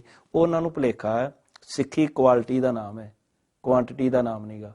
ਕਿ ਜਦੋਂ 80,000 ਦਾ ਇਕੱਠ ਗੁਰੂ ਗੋਬਿੰਦ ਸਿੰਘ ਜੀ ਨੇ ਕੀਤਾ ਸੀ, ਉਦੋਂ ਵੀ 5 ਸਿੰਘ ਨਿਤਰੇ ਸੀ, ਉਦੋਂ 5 ਪਿਆਰਿਆਂ ਦੇ ਰੂਪ ਦੇ ਵਿੱਚ, ਜਿਨ੍ਹਾਂ ਨੂੰ ਅੱਜ ਤੱਕ ਕੋਈ ਕੌਮ ਦੇ ਵਿੱਚ ਉਹ ਮਾਨਤਾ। ਤੇ ਅਸੀਂ ਕੁਆਲਿਟੀ ਪੈਦਾ ਕਰਾਂਗੇ। ਪਿੱਛੇ ਜੇ ਗਿਆਨੀ ਗੁਰਬਚਨ ਸਿੰਘ ਹੋਰਾਂ ਬਿਆਨ ਦੇ ਦਿੱਤਾ ਕਿ 4 ਸਿੱਖ ਬੱਚੇ ਪੈਦਾ ਕਰਨ, ਤੇ ਅਸੀਂ ਉਸ ਗੱਲ ਦਾ ਵਿਰੋਧ ਕੀਤਾ ਕਿ ਕੌਮ ਦੀ ਗਿਣਤੀ 2 ਕਰੋੜ ਤੋਂ 4 ਕਰੋੜ ਕਰ ਲੋਗੇ ਜਾਂ 5 ਕਰੋੜ ਕਰ ਲੋਗੇ ਤਾਂ ਉਹਦਾ ਫਾਇਦਾ ਨਹੀਂ। ਸਾਡੀ ਜਿੰਨੀ ਕੁ ਕੌਮ ਹੈਗੀ ਹੈ, ਉਸ ਕੌਮ ਦਾ ਉਹ ਸਾਡਾ ਇੱਕ ਪਰਿਵਾਰ ਹੈ, ਉਸ ਪਰਿਵਾਰ ਨੂੰ ਸੰਭਾਲਣ ਦਾ ਸਾਡਾ ਯਤਨ ਉਵੇਂ ਹੋਣਾ ਚਾਹੀਦਾ ਜਿਵੇਂ ਅਸੀਂ ਆਪਣੇ ਪਰਿਵਾਰ ਬਾਰੇ ਸੋਚਦੇ ਹਾਂ। ਜਦੋਂ ਅਸੀਂ ਉਸੇ ਤਰ੍ਹਾਂ ਸੋਚਾਂਗੇ ਤਾਂ ਹਮੇਸ਼ਾ ਸਾਡੀ ਕੌਮ ਚੜ੍ਹਦੀ ਕਲਾ ਵਿੱਚ ਜਾਵੇਗੀ। ਤੇ ਜਿਹੜੀ ਕੌਮ ਸੁਚੇਤ ਹੋਵੇ, ਕੁਆਲਿਟੀ ਵਾਲੀ ਕੌਮ ਹੋਵੇ, ਜਿੰਦੇ ਪੱਲੇ ਸੱਚ ਹੋਵੇ, ਜਿੰਦੇ ਪੱਲੇ ਦ੍ਰਿੜਤਾ ਹੋਵੇ, ਔਰ ਜਿਹੜੀ ਨਿਰਭੈ ਔਰ ਇੱਕ ਸਰਬੱਤ ਦਾ ਭਲਾ ਮੰਗਣ ਵਾਲੀ ਸੋਚ ਨਾਲ ਪਣਪਿਆ ਹੋਵੇ ਮਨੁੱਖ, ਉਹ ਫਿਰ ਕਦੀ ਵੀ ਕਿਸੇ ਵੀ ਮਨੁੱਖ ਤੋਂ ਡਰ ਨਹੀਂ ਸਕਦਾ, ਕਿਸੇ ਵੀ ਸਰਕਾਰ ਤੋਂ ਡਰ ਨਹੀਂ ਸਕਦਾ, ਕਿਸੇ ਹਮਲਾਵਰ ਤੋਂ ਨਹੀਂ ਡਰ ਸਕਦਾ। ਮੈਂ ਜੇ ਕੱਲ ਦੀ ਗੱਲ ਕਰਦਾ ਕਿ ਇੱਕ ਅੰਮ੍ਰਿਤਧਾਰੀ ਸਿੱਖ ਨੌਜਵਾਨ ਰਾਤ ਡਿਊਟੀ ਦੇ ਕੇ ਜਾ ਰਿਹਾ ਸੀ, ਤੇ ਜਦੋਂ ਉਹਨੇ ਵੇਖਿਆ ਕਿ ਚੋਰ ਚੋਰੀ ਕਰ ਰਹੇ ਆ ਤਾਂ ਉਸਨੇ ਇਕੱਲੇ ਨੇ ਆਪਣੀ ਸ੍ਰੀ ਸਾਹਿਬ ਕੱਢੀ ਤੇ ਉਹਨੇ ਮੁਕਾਬਲਾ ਕੀਤਾ, ਸਾਰੇ ਚੋਰ ਭਜਾ ਦਿੱਤੇ। ਲੱਖਾਂ ਰੁਪਏ ਦਾ ਨੁਕਸਾਨ ਜਿਹੜਾ ਇੱਕ ਹੋਣ ਤੋਂ ਬਚਾ। ਤਾਂ ਕਿੰਨੀਆਂ ਮਿਸਾਲਾਂ ਨੇ ਜਿੱਥੇ ਇੱਕ ਸਿੱਖ ਨੌਜਵਾਨ ਨੇ ਨਿਊਜ਼ੀਲੈਂਡ ਦੇ ਵਿੱਚ ਉਸ ਨੇ ਆਪਣੀ ਦਸਤਾਰ ਦੇ ਨਾਲ ਇੱਕ ਬੱਚੇ ਦੀ ਜਾਨ ਬਚਾਈ। ਤੇ ਪੂਰੇ ਵਿਸ਼ਵ ਅੱਜ ਵੀ ਤੁਸੀਂ ਦੇਖੋ ਜਿਹੜੇ ਆਪਣੇ ਕੈਨੇਡਾ ਦੀ ਉੱਥੇ ਸਰਕਾਰ ਦੇ ਵਿੱਚ ਸਾਜਨ ਨਾਮ ਦੇ ਜਿਹੜੇ ਇੱਕ ਸਿੱਖ ਨੇ, ਉੱਥੋਂ ਦਾ ਡਿਫੈਂਸ ਮਿਨਿਸਟਰ ਬਣਾ ਦਿੱਤਾ ਗਿਆ। ਤੇ ਕਿੰਨੇ ਵੱਖ-ਵੱਖ ਖੇਤਰਾਂ ਦੇ ਵਿੱਚ ਅੱਜ ਸਾਡੇ ਕੋਲ ਡਾਕਟਰ ਅਮਰਜੀਤ ਸਿੰਘ ਜੀ ਹੋਰਾਂ ਦੀ ਤੁਸੀਂ ਦੇਖੋ ਕਿੰਨਾ ਇਸ ਖੇਤਰ ਦੇ ਵਿੱਚ ਮੀਡੀਆ ਦੇ ਵਿੱਚ ਵੀ ਉਹਨਾਂ ਦਾ ਯੋਗਦਾਨ ਹੈ, ਆਰਟੀਕਲ ਲਿਖਦੇ ਆ, ਲੇਕਿਨ ਉਹਨਾਂ ਦਾ ਆਪਣਾ ਇੱਕ ਪ੍ਰਭਾਵ ਹੈ। ਇਸ ਤਰ੍ਹਾਂ ਕਰਕੇ ਆਪਣੇ ਬਹੁਤ ਸਾਰੇ ਸਾਡੇ ਕੋਲ ਇਸ ਤਰ੍ਹਾਂ ਦੇ ਵਿਦਵਾਨ ਹੈਗੇ ਨੇ, ਇਸ ਤਰ੍ਹਾਂ ਦੀਆਂ ਸ਼ਖਸੀਅਤਾਂ ਹੈਗੀਆਂ ਨੇ ਜਿਹੜੀਆਂ ਵੱਖ-ਵੱਖ ਖੇਤਰਾਂ ਦੇ ਵਿੱਚ ਆਪਣਾ ਕਰਦੇ ਆ। ਸੋ ਸਾਨੂੰ ਆਪਣੀ ਕੁਆਲਿਟੀ ਦੇ ਵੱਲ ਧਿਆਨ ਦੇਣ ਦੀ ਲੋੜ ਹੈ, ਕੁਆਂਟੀਟੀ ਆਪਣੇ ਆਪ ਗਾਂ ਜਿਹੜੀ ਹੈ ਉਹ ਹੁੰਦੀ ਜਾਏਗੀ। ਜੀ ਬਿਲਕੁਲ। ਕਰਨੈਲ ਸਿੰਘ ਜੀ, ਤੁਸੀਂ ਜ਼ਿਕਰ ਕੀਤਾ 5 ਪਿਆਰਿਆਂ ਦਾ, ਤੇ ਮੈਨੂੰ ਇੱਕ ਗੱਲ ਯਾਦ ਆਈ ਕਿ ਥੋੜੇ ਸਮੇਂ ਪਹਿਲਾਂ ਅਕਾਲ ਤਖਤ ਸਾਹਿਬ ਤੋਂ 5 ਪਿਆਰਿਆਂ ਨੇ ਜਥੇਦਾਰਾਂ ਨੂੰ ਤਲਬ ਹੋਣ ਲਈ ਕਿਹਾ ਸੀਗਾ, ਔਰ ਜਿਸ ਦੇ ਰੋਸ ਵਜੋਂ ਜਥੇਦਾਰ ਸਾਹਿਬ ਨੇ 5 ਪਿਆਰਿਆਂ ਸਾਹਿਬ ਨੂੰ ਸਸਪੈਂਡ ਕਰਨ ਦਾ ਐਲਾਨ ਕਰ ਦਿੱਤਾ ਗਿਆ ਸੀਗਾ। ਕਿਆ ਇਹ ਗੱਲ ਠੀਕ ਹੈ ਕਿਆ ਇਹ ਪਾਵਰ ਐਸਜੀਪੀਸੀ ਕੋਲ ਹੈ ਕਿ ਉਹ ਪੰਜ ਪਿਆਰੇ ਜੋ ਕਿ ਗੁਰੂ ਗੋਬਿੰਦ ਸਿੰਘ ਮਹਾਰਾਜ ਜੀ ਨੇ ਪੰਜ ਪਿਆਰੇ ਸਾਜੇ ਸੀ, ਉਹਨਾਂ ਨੂੰ ਪੂਰੀ ਪਾਵਰ ਦਿੱਤੀ ਸੀਗੀ, ਉਹਨਾਂ ਪਾਵਰ ਵਾਲੀਆਂ ਸ਼ਖਸੀਅਤਾਂ ਨੂੰ ਸਸਪੈਂਡ ਕਰਨ ਦੀ ਤਾਕਤ ਜਿਹੜੀ ਹੈਗੀ, ਪਾਵਰ ਜਿਹੜੀ ਹੈਗੀ ਐਸਜੀਪੀਸੀ ਕੋਲ ਹੈ? ਇਸ ਪੂਰੇ ਘਟਨਾਕ੍ਰਮ ਬਾਰੇ ਤੁਹਾਡੇ ਕੀ ਵਿਚਾਰ? ਮੇਰੇ ਵਿਚਾਰ ਇਹੋ ਹੀ ਨੇ, ਪੰਜ ਪਿਆਰਿਆਂ ਨੂੰ ਗੁਰੂ ਗੋਬਿੰਦ ਸਿੰਘ ਜੀ ਨੇ ਆਪਣੇ ਹੱਥੀਂ ਸਾਜਿਆ, ਨਵਾਜਿਆ, ਔਰ ਉਹਨਾਂ ਤੋਂ ਆਪ ਪਹਿਲਾਂ ਉਹਨਾਂ ਨੂੰ ਅੰਮ੍ਰਿਤਪਾਨ ਕਰਾਇਆ, ਫਿਰ ਆਪ ਅੰਮ੍ਰਿਤਪਾਨ ਕੀਤਾ। ਠੀਕ ਹੈ, ਇਹ ਜਿਹੜਾ ਇੱਕ ਆਪਣੇ ਆਪ ਦੇ ਵਿੱਚ ਇੱਕ ਬੜਾ ਗੰਭੀਰ ਸਵਾਲ ਹੈ ਕਿ ਅੱਜ ਮੌਜੂਦਾ ਸਮੇਂ ਦੇ ਵਿੱਚ ਜਦੋਂ ਉਹਨਾਂ ਨੂੰ ਇੱਕ ਸ਼੍ਰੋਮਣੀ ਗੁਰਦੁਆਰਾ ਪ੍ਰਬੰਧਕ ਕਮੇਟੀ ਦਾ ਪ੍ਰਧਾਨ ਕਹਿੰਦਾ ਹੈ ਕਿ ਮੈਂ ਇਹਨਾਂ ਨੂੰ ਮੁਅੱਤਲ ਕਰ ਦਿੱਤਾ ਜਾਂ ਉਹਨਾਂ ਦੀ ਕਾਰਜਕਾਰਨੀ ਕਹਿੰਦੀ ਹੈ, ਇਹ ਠੀਕ ਨਹੀਂ। ਪਰ ਅੱਜ ਕੌਮ ਦੇ ਵਿੱਚ ਜਿਹੜਾ ਬੇਵਿਸ਼ਵਾਸੀ ਦਾ ਮਾਹੌਲ ਬਣਿਆ ਹੋਇਆ, ਉਸ ਮਾਹੌਲ ਨੂੰ ਸਮਾਪਤ ਕਰਨ ਦੀ ਲੋੜ ਹੈ, ਕਿਉਂਕਿ ਖਾਨਾ ਜੰਗੀ ਜਦੋਂ ਕੌਮਾਂ ਦੇ ਵਿੱਚ ਆ ਜਾਵੇ ਤਾਂ ਉਹ ਕੌਮਾਂ ਕੀ ਘਰ ਹੋਣ, ਸਭ ਕੁਝ ਤਬਾਹ ਹੋ ਜਾਂਦਾ। ਸੋ ਸਿੱਖ ਕੌਮ ਨੂੰ ਇਹ ਗੱਲ ਸੋਚਣੀ ਚਾਹੀਦੀ ਹੈ, ਪੰਜ ਪਿਆਰਿਆਂ ਦੀਆਂ ਜਿਹੜੀਆਂ ਜ਼ਿੰਮੇਵਾਰੀਆਂ ਨੇ, ਪੰਜ ਪਿਆਰਿਆਂ ਨੂੰ ਉਹ ਜ਼ਿੰਮੇਵਾਰੀਆਂ ਆਪਣੀਆਂ ਨਿਭਾਉਣੀਆਂ ਚਾਹੀਦੀਆਂ ਨੇ। ਮੌਜੂਦਾ ਸਮੇਂ ਦੇ ਵਿੱਚ ਉਹਨਾਂ ਨੇ ਜਦੋਂ ਇਹ ਦੇਖਿਆ ਕਿ ਇਸ ਤਰ੍ਹਾਂ ਦੇ ਹਾਲਾਤ ਬਣੇ ਨੇ, ਜਿਹੜੇ ਹਾਲਾਤਾਂ ਦੇ ਵਿੱਚ ਕੌਮ ਦੇ ਵਿੱਚ ਇੱਕ ਇਸ ਤਰ੍ਹਾਂ ਦਾ ਖਲਾਅ ਪੈਦਾ ਹੋ ਰਿਹਾ, ਜਿਹੜੇ ਸਾਡੇ ਪੰਜ ਤਖਤਾਂ ਦੇ ਜਥੇਦਾਰ ਹੈ ਉਹ ਆਪਣੀ ਜ਼ਿੰਮੇਵਾਰੀ ਤੋਂ ਭੱਜ ਚੁੱਕੇ ਨੇ, ਤਾਂ ਉਹਨਾਂ ਹਾਲਾਤਾਂ ਦੇ ਵਿੱਚ ਪੰਜ ਪਿਆਰਿਆਂ ਨੇ ਅੱਜ ਇੱਕ ਫੈਸਲਾ ਕੀਤਾ, ਤਾਂ ਉਸ ਫੈਸਲੇ ਨੂੰ ਮੰਨਣਾ ਚਾਹੀਦਾ ਸੀ। ਪੰਜ ਪਿਆਰਿਆਂ ਨੇ 9 ਤਰੀਕ ਰਾਤ ਨੂੰ, ਨਵੰਬਰ ਨੂੰ, ਸਰਬੱਤ ਖਾਲਸੇ ਦੇ ਪ੍ਰਬੰਧਕਾਂ ਨੂੰ ਵੀ ਜਿਵੇਂ ਅਸਾਂ ਮੰਗ ਕੀਤੀ ਸੀ, ਉਹਨਾਂ ਨੂੰ ਵੀ ਕਿਹਾ ਸੀ ਕਿ ਤੁਸੀਂ ਕਾਹਲੀ ਨਾ ਕਰੋ, ਕਿ ਜਿਹੜਾ 10 ਨਵੰਬਰ ਨੂੰ ਸਰਬੱਤ ਖਾਲਸਾ ਕਰਨਾ ਉਹਨੂੰ ਤਿਆਰੀ ਸਮਾਗਮ ਵਜੋਂ ਰੱਖ ਲਓ, ਤੇ 13 ਅਪ੍ਰੈਲ 2016 ਨੂੰ ਸਰਬੱਤ ਖਾਲਸਾ ਬੁਲਾਇਆ ਜੇ। ਕੋਈ ਵੀ ਧਿਰ ਜਿਹੜੀ ਹੈ ਪੰਜ ਪਿਆਰਿਆਂ ਦੇ ਹੁਕਮ ਨੂੰ ਮੰਨਣ ਲਈ ਤਿਆਰ ਨਹੀਂ ਹੈਗੀ। ਸੋ ਮੈਂ ਇਹ ਗੱਲ ਕਹਿਣੀ ਚਾਹੁੰਦਾ ਕਿ ਪੰਜ ਪਿਆਰਿਆਂ ਨੂੰ ਵਕਤ ਨਾਲ ਉਹਨਾਂ ਨੇ ਚੰਗੇ ਫੈਸਲੇ ਕੀਤੇ ਆ, ਤੇ ਇਹੋ ਹੀ ਆਸ ਕਰ ਸਕਦਾ ਕਿ ਗਾਂ ਵੀ ਉਹ ਚੰਗੇ ਫੈਸਲੇ ਕਰਨ, ਨਾ ਕਿ ਇਹ ਜਿਵੇਂ ਇਹ ਕਹਿ ਰਹੇ ਨੇ ਕਿ ਪੰਜ ਤਖਤਾਂ ਦੇ ਕਿਤੋਂ ਵੀ ਪੰਜ ਪਿਆਰੇ ਉੱਠ ਕੇ ਕੋਈ ਵੀ ਫੈਸਲਾ ਕਰ ਦੇਣਗੇ। ਇਸ ਤਰ੍ਹਾਂ ਦੀ ਜੇ ਕੋਈ ਗੱਲ ਬਣੇਗੀ ਤਾਂ ਉਹ ਤਾਂ ਬਹੁਤ ਨੁਕਸਾਨਦੇਹ ਆ, ਲੇਕਿਨ ਮੈਨੂੰ ਨਹੀਂ ਲੱਗਦਾ ਕਿ ਕੋਈ ਇਸ ਤਰ੍ਹਾਂ ਦੀ ਘਟਨਾ ਵਾਪਰੇ। ਜਿਹੜੇ ਮੌਜੂਦਾ ਸਮੇਂ ਵਿੱਚ ਹੁਣ ਤੱਕ ਦੀ ਜਿਹੜੀ ਕਾਰਵਾਈ ਹੈ ਉਹਦੇ ਨਾਲ ਮੈਂ ਸਹਿਮਤ ਹਾਂ ਕਿ ਪੰਜ ਪਿਆਰਿਆਂ ਦਾ ਹੁਣ ਤੱਕ ਦਾ ਰੋਲ ਜਿਹੜਾ ਉਹ ਸ਼ਲਾਘਾਯੋਗ। ਜੀ ਕਰਨੈਲ ਸਿੰਘ ਜੀ, ਤੁਸੀਂ ਗੱਲ ਕੀਤੀ ਵੀ ਕੋਈ ਵੀ ਜਥੇਬੰਦੀ ਜਿਹੜੀ ਹੈ ਉਹ ਕਿਸੇ ਤਰ੍ਹਾਂ ਦਾ ਕੋਈ ਫੈਸਲਾ ਮੰਨਣ ਨੂੰ ਤਿਆਰ ਨਹੀਂ ਪੰਜ ਪਿਆਰਿਆਂ ਦੀ। ਕੀ ਸਮਝੀ ਕਿ ਜਥੇਬੰਦੀਆਂ ਜਿਹੜੀਆਂ ਨੇ ਉਹ ਮਨਮਰਜ਼ੀ ਤੇ ਉਤਰ ਆਈਆਂ ਨੇ, ਜਾਂ ਫਿਰ ਕਿਤੇ ਨਾ ਕਿਤੇ ਪੰਜ ਪਿਆਰਿਆਂ ਦੀ ਕਾਰਜਕਾਰਨੀ ਦੇ ਉੱਪਰ ਸਵਾਲ ਉਠਾਇਆ ਜਾ ਰਿਹਾ? ਨਹੀਂ, ਦੇਖੋ ਪੰਜ ਪਿਆਰਿਆਂ ਨੇ ਤਾਂ ਇੱਕੋ ਗੱਲ ਕਹੀ ਕਿ ਪੰਜ ਤਖਤਾਂ ਦੇ ਜਥੇਦਾਰਾਂ ਨੂੰ ਉਹਨਾਂ ਨੇ ਕਿਹਾ ਕਿ ਸ਼੍ਰੋਮਣੀ ਕਮੇਟੀ ਨੂੰ ਕਿਹਾ ਕਿ ਇਹਨਾਂ ਨੂੰ ਹਟਾ ਕੇ ਜਾਂ ਇਹ ਆਪਣੇ ਆਪ ਅਸਤੀਫਾ ਦੇ ਦੇਣ ਤੇ ਪੰਜ ਜਥੇਦਾਰ ਜਿਹੜੇ ਤੁਸੀਂ ਨਿਯੁਕਤ ਕਰ ਦਿਓ। ਇੱਕ ਜਾਇਜ਼ ਗੱਲ ਹੈ ਕਿ ਕੌਮ ਨੇ ਇਹ ਕੌਮ ਦੀ ਇੱਕ ਡਿਮਾਂਡ ਹੈ ਮੌਜੂਦਾ ਸਮੇਂ ਵਿੱਚ, ਔਰ ਇਸੇ ਕਰਕੇ ਜਿਹੜਾ ਪੰਜ ਤਖਤਾਂ ਦੇ ਜਥੇਦਾਰਾਂ ਨੇ ਫੈਸਲਾ ਗੁਰਮੀਤ ਰਾਮ ਰਹੀਮ ਬਾਰੇ ਕੀਤਾ ਸੀ, ਉਹਨਾਂ ਨੇ ਫਿਰ ਵਾਪਸ ਕਿਉਂ ਲਿਆ? ਵਾਪਸ ਇਸੇ ਕਰਕੇ ਲਿਆ ਕਿ ਉਹ ਕੌਮ ਨਾਲੋਂ ਟੁੱਟ ਚੁੱਕੇ ਨੇ, ਤੇ ਟੁੱਟੇ ਚੁੱਕੇ ਜਿਹੜੇ ਲੋਕ ਨੇ ਉਹਨਾਂ ਨੂੰ ਹੁਣ ਜ਼ਿਆਦਾ ਆਪਣੇ ਸਰਕਾਰੀ ਬਾਹੂਬਲ ਦੇ ਨਾਲ ਤਖਤਾਂ ਦੇ ਉੱਪਰ ਨਹੀਂ ਬਹਿਣਾ ਚਾਹੀਦਾ। ਇਸ ਗੱਲ ਦੇ ਅਸੀਂ ਹੈਗੇ ਆ ਕਿ ਪੰਜ ਪਿਆਰਿਆਂ ਦੀ ਜਿਹੜੀ ਆਵਾਜ਼ ਹੈ ਉਹ ਸਿੱਖ ਕੌਮ ਦੀ ਆਵਾਜ਼ ਹੈ, ਉਸ ਆਵਾਜ਼ ਨੂੰ ਸਮਝਣਾ ਚਾਹੀਦਾ। ਉਸ ਤੋਂ ਬਾਅਦ ਉਹਨਾਂ ਦਾ ਰੋਲ ਆਪਣੇ ਆਪ ਹੀ ਅੰਮ੍ਰਿਤ ਸੰਚਾਰ ਤੱਕ ਰਹੇਗਾ ਕਿ ਉਹ ਭੀੜ ਜਦੋਂ ਪੈਂਦੀ ਹੈ ਉਦੋਂ ਅੱਗੇ ਆਉਂਦੇ ਨੇ। ਜਦੋਂ ਗੁਰੂ ਗੋਬਿੰਦ ਸਿੰਘ ਜੀ ਨੇ ਚਮਕੌਰ ਦੀ ਗੜੀ ਨੂੰ ਛੱਡਣ ਤੋਂ ਇਨਕਾਰ ਕੀਤਾ ਤਾਂ ਕੌਮ ਦੇ ਚੰਗੇ ਭਵਿੱਖ ਵਾਸਤੇ ਕਿ ਕੋਈ ਗੁਰੂ ਜੀ ਗਵਾਹੀ ਕਰਨ, ਤੇ ਉਦੋਂ ਪੰਜ ਪਿਆਰਿਆਂ ਨੇ ਗੁਰੂ ਸਾਹਿਬ ਨੂੰ ਹੁਕਮ ਕੀਤਾ ਸੀ। ਇਸ ਤਰ੍ਹਾਂ ਮੌਜੂਦਾ ਸਮੇਂ ਦੇ ਵਿੱਚ ਜਦੋਂ ਇਹ ਲੱਗਾ ਪੰਜ ਪਿਆਰਿਆਂ ਨੂੰ ਕਿ ਕੋਈ ਵੀ ਜ਼ਿੰਮੇਵਾਰੀ ਨੂੰ ਨਹੀਂ ਕਰ ਰਿਹਾ, ਤਾਂ ਉਸ ਵੇਲੇ ਉਹਨਾਂ ਨੇ ਇਹ ਗੱਲ ਕੀਤੀ। ਜੀ ਬਿਲਕੁਲ। ਕਰਨੈਲ ਸਿੰਘ ਜੀ, ਗੱਲ ਕਰਦੇ ਹਾਂ ਥੋੜੀ ਜਿਹੀ ਰਾਜਨੀਤਿਕ ਪੱਖ ਦੀ।